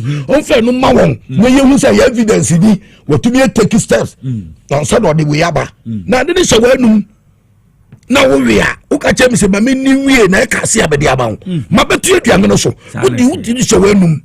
Who said, "Many na kasi amedi ama." Who be mamia? Inka hona obeti bi ama na obe invite me. Ntoja ino kano. Eno de kasabo tie. Ye wi ye kwa educhum. Educhum de so ono de ono so de. Ono de chaskele. Educhum. Educhum. Ono no wonim. Ono so wonim ne ha ono. O ye peeved. We ye bitter one ye peeved. Because of a disappointed running mate. So, Baomi akoshe the boss obey in a running mate. No one found man. This is how much and they on a magazine chairman sabonsu. For promise also be on running mate. Inti ono ne de nyina de na fa no asante odo ka se ma wo running mate on so no pe asante vote o pe se o tu for and omo post nyina kire se if a chance is able to give them the vote o fa do see dem so no it was so tietiem no kwa no kwa anhon sign and otuai otuai don't say the game no one 2-1 so dey game o born say o pe se onim say eventually ba o mi aba win running mate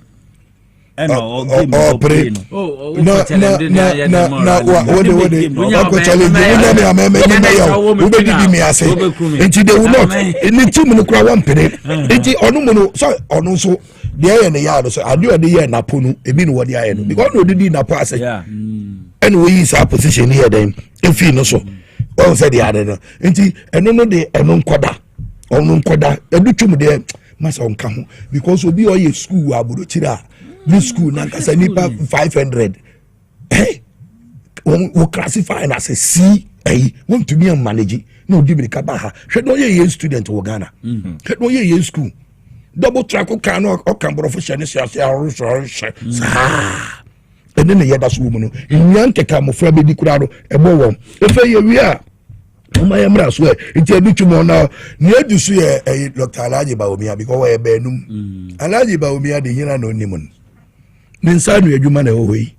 Alaji Juma, Upio no one Casadi Krum, one worry, to be promised one.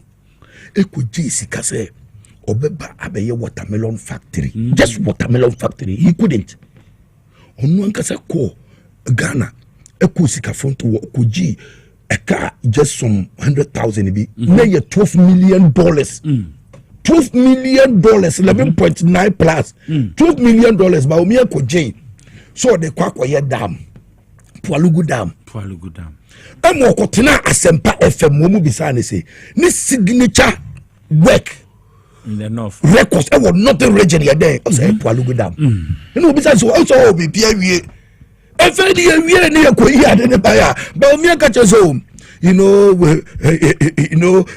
couldn't do it, but I assure them if they vote for me, I will do it. Where is the money? And about me, this man, the records MPP for Nankasa Trabre say, but we sin this sense, you know, evil one in sense because evil sins of Baumia is 16.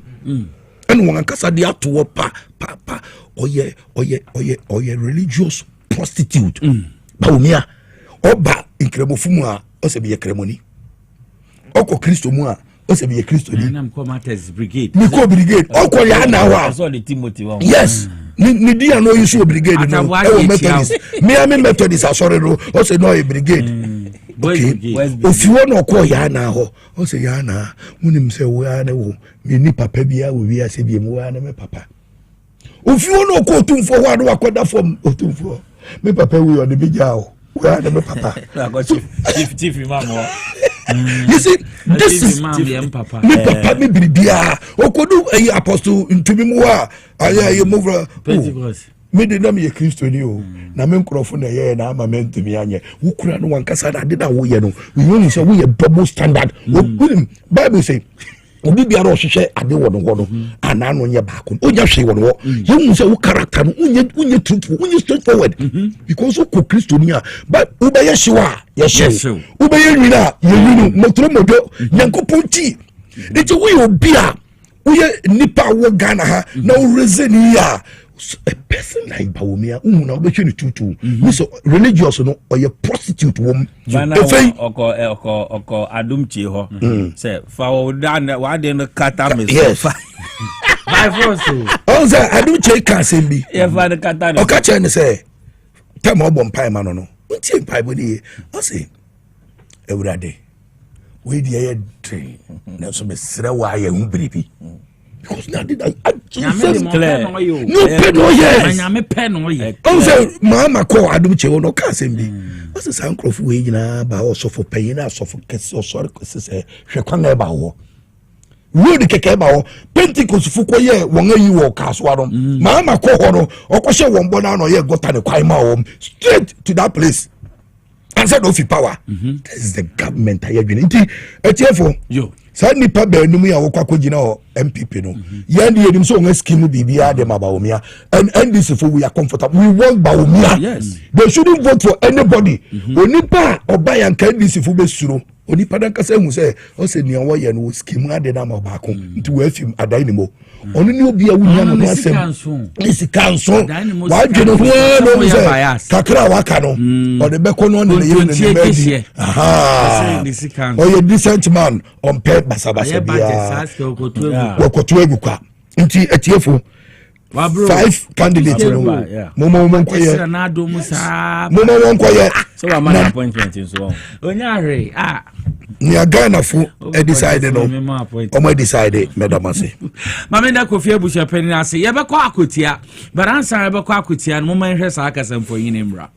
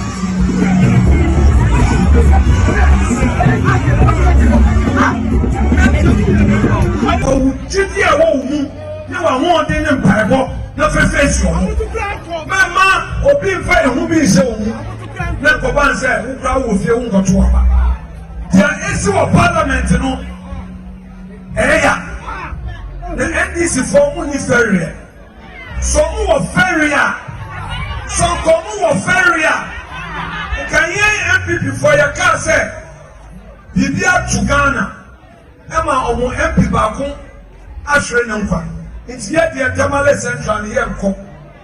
Omo Feria, Komosubeka say Asunje, ne Omani can conti, international. Enti yakwaya saba makwaso akotia na feria pa but asama minority leader ke de nyansa wona wo se Tamale Central wo nko no ne de okwa akotia wo se ntema ya ye ho so njai wane ka tre o ama ye ko yenya ne sa wona wo so nko Tamale Central mama ono nko ana kasi ma minti o ma we hu makwaso a whole minority leader kasa say in fact mraben e na kire say and say NDC yanko akweti election mra ben because anko be quote say o article say and section say obi wu ha say enti mayanko na wo membe ka kire akweti afo say hwe mon dream mpuntuo ho first mon dream ho first MPP aba 8 years omo anya bibi papa bi amamu as we speak sa city mu de ka ho mo kura enye hwe NDC na wa bam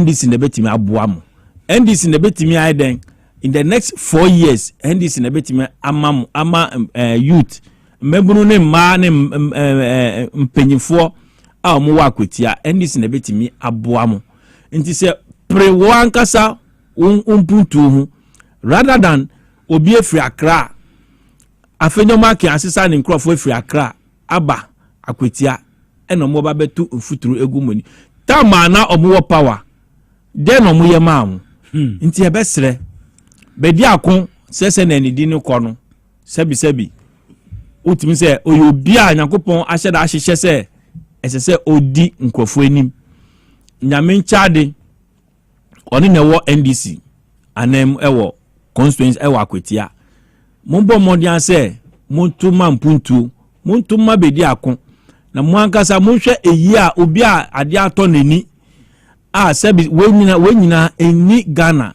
ye entity enka ho se ade ato weni obi afinifie oba be chiawo na wo nipa na ekon o se ye ma okwan na wonko bonasum wenso efrihi wonti o pa che se ye NDC ye mpanyifo ya sebi minkai itefo ya minkai itefo ya se ye mpanyifo mo wi se ye omumu bia busua eyeye na MPP for so ye ko sympathize with the family na ye ko a na NDC for say omu bebomu we ebeye fe we eyade a ese ye so Ghana nti we na ese Ghana fo nyina hu ada kwetiafo hu se eye NS kumye yie no eye MPP rally no omo ye na enye yie rally no omo ye no wo hwe ne ekoso won ma it was a rally because eye dey sebi oti hon ma you think about the dead and that one alone humbles you sene be ya obi ye bibi kwa you just be quiet because obi ti say wo na wo a ye ba sie no so that one alone should have humble MPP for no more no but omo di hon ma ye say a campaign omo dwi nipa da wewu no ho wenum nanti na ye say omo no muku NS kumi no because enyaw na oku na adenti na wo ka say tintina agise wo nko na wo nko election ma NDC nkobi na ye say wo wadwi mu say nipa no wu a automatically wo so so pushi na nipa no this is the reason why some people are saying say mo na muku no ye ase a obi aba we yi ase na odi ntokwa se ehia no ma me ase otumu se appetition omo aburu twum omo aburu nkrasifo a look at the way they are being nkrasisem this is childish and I mean we Ghana ya power hu na mpanyimfo motiti honum because afenyo market nje microphone no krampo no obe condemn me near course no me kra na sa na me but onu bom je microphone no onu bom e ka kire microphone no honum say NDC for enferiade because omo ajai Tamale Central maye nti yesu yenjai akwetia mom says by which law or which book say unim say a horn was Tamale Central one kasa unim the number of vote difference no unim say there is no way utun mutan opa sisa ba omiana akufado nyina munko da ho how many weeks unim say mu be lose ena yen ye hwe say akwetia no mo unim even a court what was the difference nti untimi fa akwetia and compare Tamale Central no way ena NDC had no any we believe in the rule of law we believe in the constitution ye be kwa akoto we will contest we will vote we will win and we will come and then further reduce more numbers in what parliament afenyo marking won say on the worst minority leader so far under MPP because bibia everything is going against him. Everything is going against him. Intino bibia neme hu hia nyina e na oye. Inti mbesre akwetiafo munsu moa mumputu MPP sese na mika no omobae mundwin se kanea ensuo school hospital enum na ye niama esese mopre. The only power government obetimi ayesa niama no is the NDC. Just 8 months in government. We have 3 more years to go. Intino mumbwa na mumma yenua bedi akon mumma ni wini muntuma bedi akon na bedi akon wini ona betimi ababeka NDC for ho ama ya bebre Akwetia shouldn't go to opposition. Akwetia must taste power because Akwetia nye krokeke. Akwetia must taste power. Mu make sure say mu di Akwetia say ball no ehye mu nsem. Say o di Akwetia be call opposition 87 minority and now the ombeba power the majority on the NDC side. Intino mo ankasa mu decide na mo hwe mu kro no ne mpuntu mu dwe eno hunti then you give it to the NDC na senebe ya nyama be ko so fine e wo honum because mo ma be ko school mu hwe nyama asese policies NDC dia to ho a ebe boa yenkwala school mu hwe policies NDC dia gu honum a sebi ebe boa yenjuma market nsem ni nyama nyina no NDC be boa ama munsa kan bi enye say we are some master contractors akogugugugu honum kro ho say ebia ye tu ha say ye si market ye tu ha say ye si toilet and ye juru kwan but NDC we are not like that. We are real. We can't fake. Ade no yenim say eye gradual and yenim say answer na obey bibi no this upehu sika enye say ye because of by election ye the contractors oversight ye tu wie ana ye wini wie a they are my contractors a free site enye NDC enye ye no ye we are real into ye catch them say muntu abanuma ye nua berima bedi akon na ombe boa ombe ka NDC majority no omboa Akwetia because Akwetia say na maka no Akwetia must taste power. Akwetia shouldn't go to opposition into Akwetia for nyina ye be sere mu say muntuma ye nua berima Bediako. Yo, auntie, mada yenua kasimi sase. Mamemfa happy birthday and fema honest yisi abe. Honest yisi abe. And there 70th birthday. You in your 70 years and there or one of the loyal listeners so muti XYZ broadcasting TV XYZ radio XYZ and the power 97.9 FM into we honest yisi abe. And then when your 70th birthday, Daddy, maybe I will be an inchaka say and komo ye papa or say may God continue to bless you with health, joy, and many more years. With love and warm wishes from A&E Abbey, New York City, and the entire family. And see dear Tenano, Mr. Yisi Abbey, happy birthday. Wawoba ni Abbey ni or New York City on the entire family ni nano or say nkomo yenua oye Umaru Sanda of CTFM na omama sakaya or say yenye sa adi enfema honesty si abi enti ediate no ebusia Akwetia nsensem ni enti o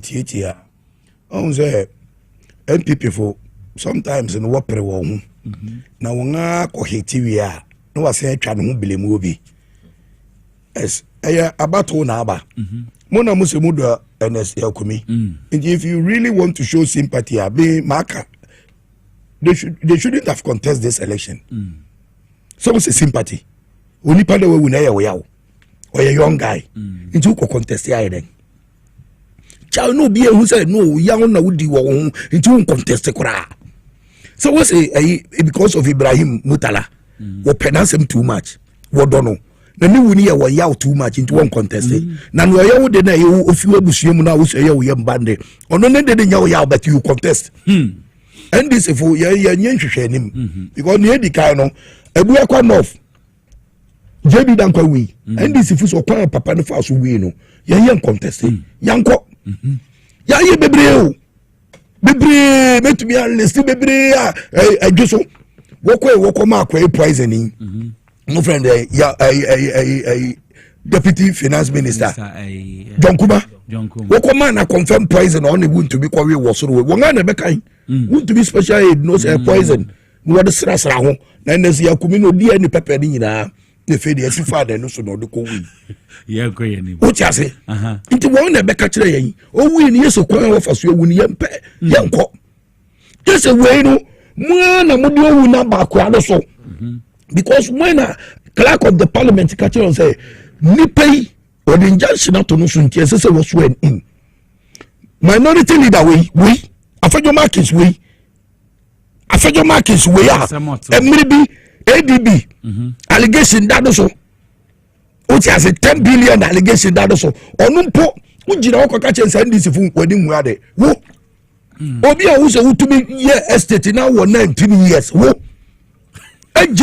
eje wini bafunsa ase for 99 years wo afejo markings obi a wutumi jira parliament house to me dia akofisam ni wo prove wrong answer what to be jina parliament to me yaw clerk obi o sebo mu ka kire yaw na koya oni kunu wo afenyo markings you ka kire say this fu ni enewu wo na o ka kire clerk of the parliament say they should hold boy no yaw kumi responsible bibi e bebe ya obasu na de you said it obi on the 6th midnight our parliament house so antenase no so any consequences be on anfa you said it and amodi abano so ntimu ye nipa bi aka mo no mo pushia brante no and wanya asomdwe da no wu ntimu nko emuntie mu wie na tiefo wo ngakwa ko power candidate na wo power no candidate ni ya minor bebre enim se sa candidate we no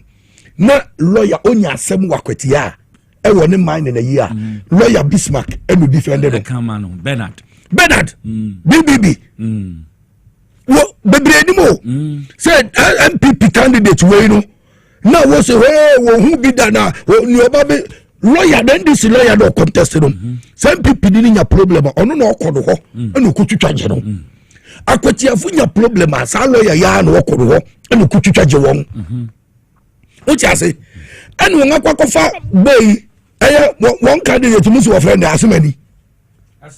Asimadu munim say Asimadu do onim kasa munim say feel say wo fa do begina ho no according to me your sentence 5 minutes e wo platform so that and waka dem and atiefo ade na ye won yawo wo so your treasurer na treasurer ade ni nyina ni so wo kofa no say no sponsor party no ho and wo kutwa party chairman MPP party chairman wo constituency wa ono na bre party no person contest no mutwa ni gui ama say o ye former MP e wo constituency wo MPP dim no mutwa de gui na mo de akoma no ena oni pay obo over the bar wa academ mu candidate no Asemadu no wa dane Ameria ena so dem ena mu ye executives na mu ye party executives no enye na inka party secretary ni organizer nyina no what cry ene wo so we yi ansa no ni afenyo markets bu ni ade nyina ba wo ena wo ngaso wo ho akubuo obi ti say general mosquito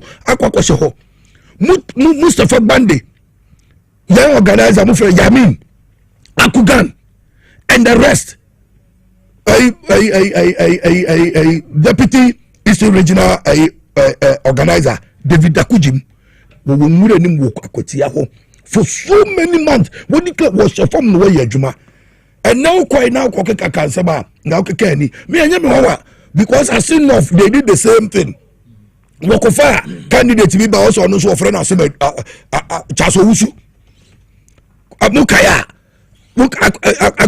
as enough MPP fu kofa candidate bi ba wo so friend chaso wusu ono so ko yi ni wo so your minor and wo ko yi ni so nko gina ho onko tu mo friend say father form mo friend ni dey there there be father form NDC candidate papa ya or deputy Jachi Quincy James okweno okofa minor to be nkasa ma panem to me nkasa for 30 seconds some guy will do the same thing candidate no more, you know. Yes, Galano, no, no, Jumo Yening. Into no Nimkasa, and I will show the Suya, and want to be a campaign because party Nankasa Crantana wranglings are conflict is simple. Because our Quanom hand became so seen. And then my catcher say, Chairman, not chairman, you're ready so be contested. And I must say, you're ready so be contested. And the Mucha won't be.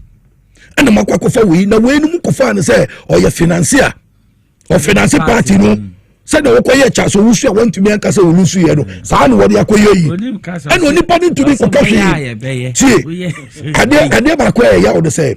MPP phone number, one campaign message they don't have. They don't have campaign message. And Waketia, oh say, Mahama, a year campaign, and this is for your campaign. Baby to say Kumase, you do one. You to be children near my yayo.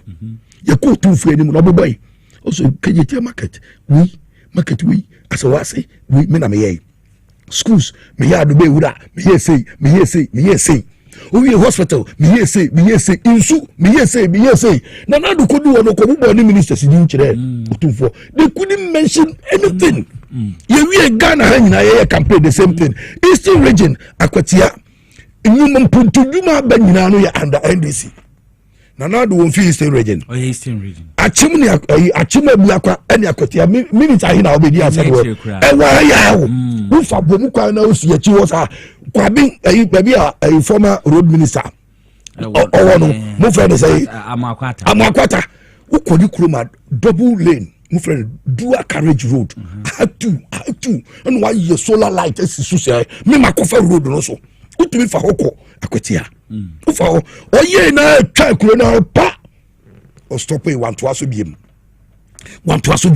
na nado wo utumi aye ukrum ma se da kofa no kwan no so woni krum chebi makofa ho asphalt thickness why you we nyina na nipa wa akotia na won woto aba no ma wo no support wo no ntumi anye we na tie atiefo MPP for try to play emotional keyboards and in tinera wokoye vigil as all night say we sika macha candles ya okumi wo wie no na wo say na wo bedini na otwe unim say na otwe na wodi na wo so wodi na otwe so adeduada no wodi ya wo ngantumi announce date a wodi be sia ya okumi wo ngantumi ho it was later wo ngantugada kono ansa na busia foko tena ase na wo nga hyehyɛ one date so wo be sie ni jaba 5 December so ti ase na no mo date ba won nkasa wo so koye yi no won akọ plus atena se say no no wo be ma abusiafo ehun say wo do won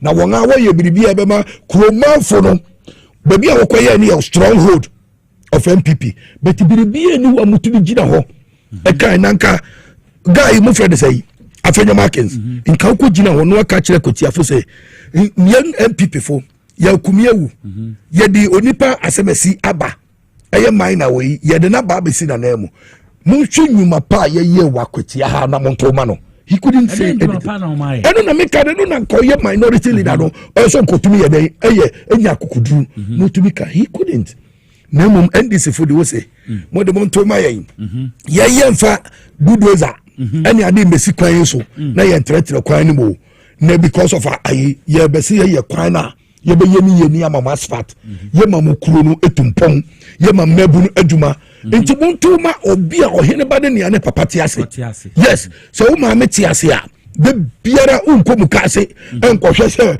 wodi chance fa akata wani also akura ba kofi ba kofi aba so ti ase kofi da kon enti ni ameka kire won se sa attack ya wodi ko attack ye ndese fo no so message papa bia ikenu na eso waka kire nkrofo because a year say de yenkoja na me di kankan no obi a ade ato nani no enye onu ano yi nti sa asem na ba na say ye ba na ye ba be jam a mo mma nkrofo nwuro ye emia na no we sa so person wo buru general mosquito no won ka hu say abato ne betwam wo won so mea wo ho na se wonim se ne wo bu upa wonim se ne wo bu atopa kwa unfa nkopere kokurum enko hure huna no medase Mamenda Kofi Ebusia Penny say or a senior communications team member de ma NDC Saso na Kasimisa on communication team member de ma NDC na meka say next week 6th of September me hata me papa and I say me papa final funeral right because so Takrade Takrade Event Center wo Takrade mo hona ebeko so nti me tunsa afre obibia so mo meja me bia wo hu mende and there be me last day obi hu wo TV so nti me oluman mo meja me na me nkoja friend Robert Nana Yosen wo nzo osemi osemi pa Takrade so their friend happy birthday and anke nana I missing ebusia no me say me papa eti ye beda mu ina ase yes sorry news papa in a can na ye dey bro me di ye Ken Nicholas from the production team ni na ase minim sa akra no ho atone dia nya menka ho no show de bi be say bye bye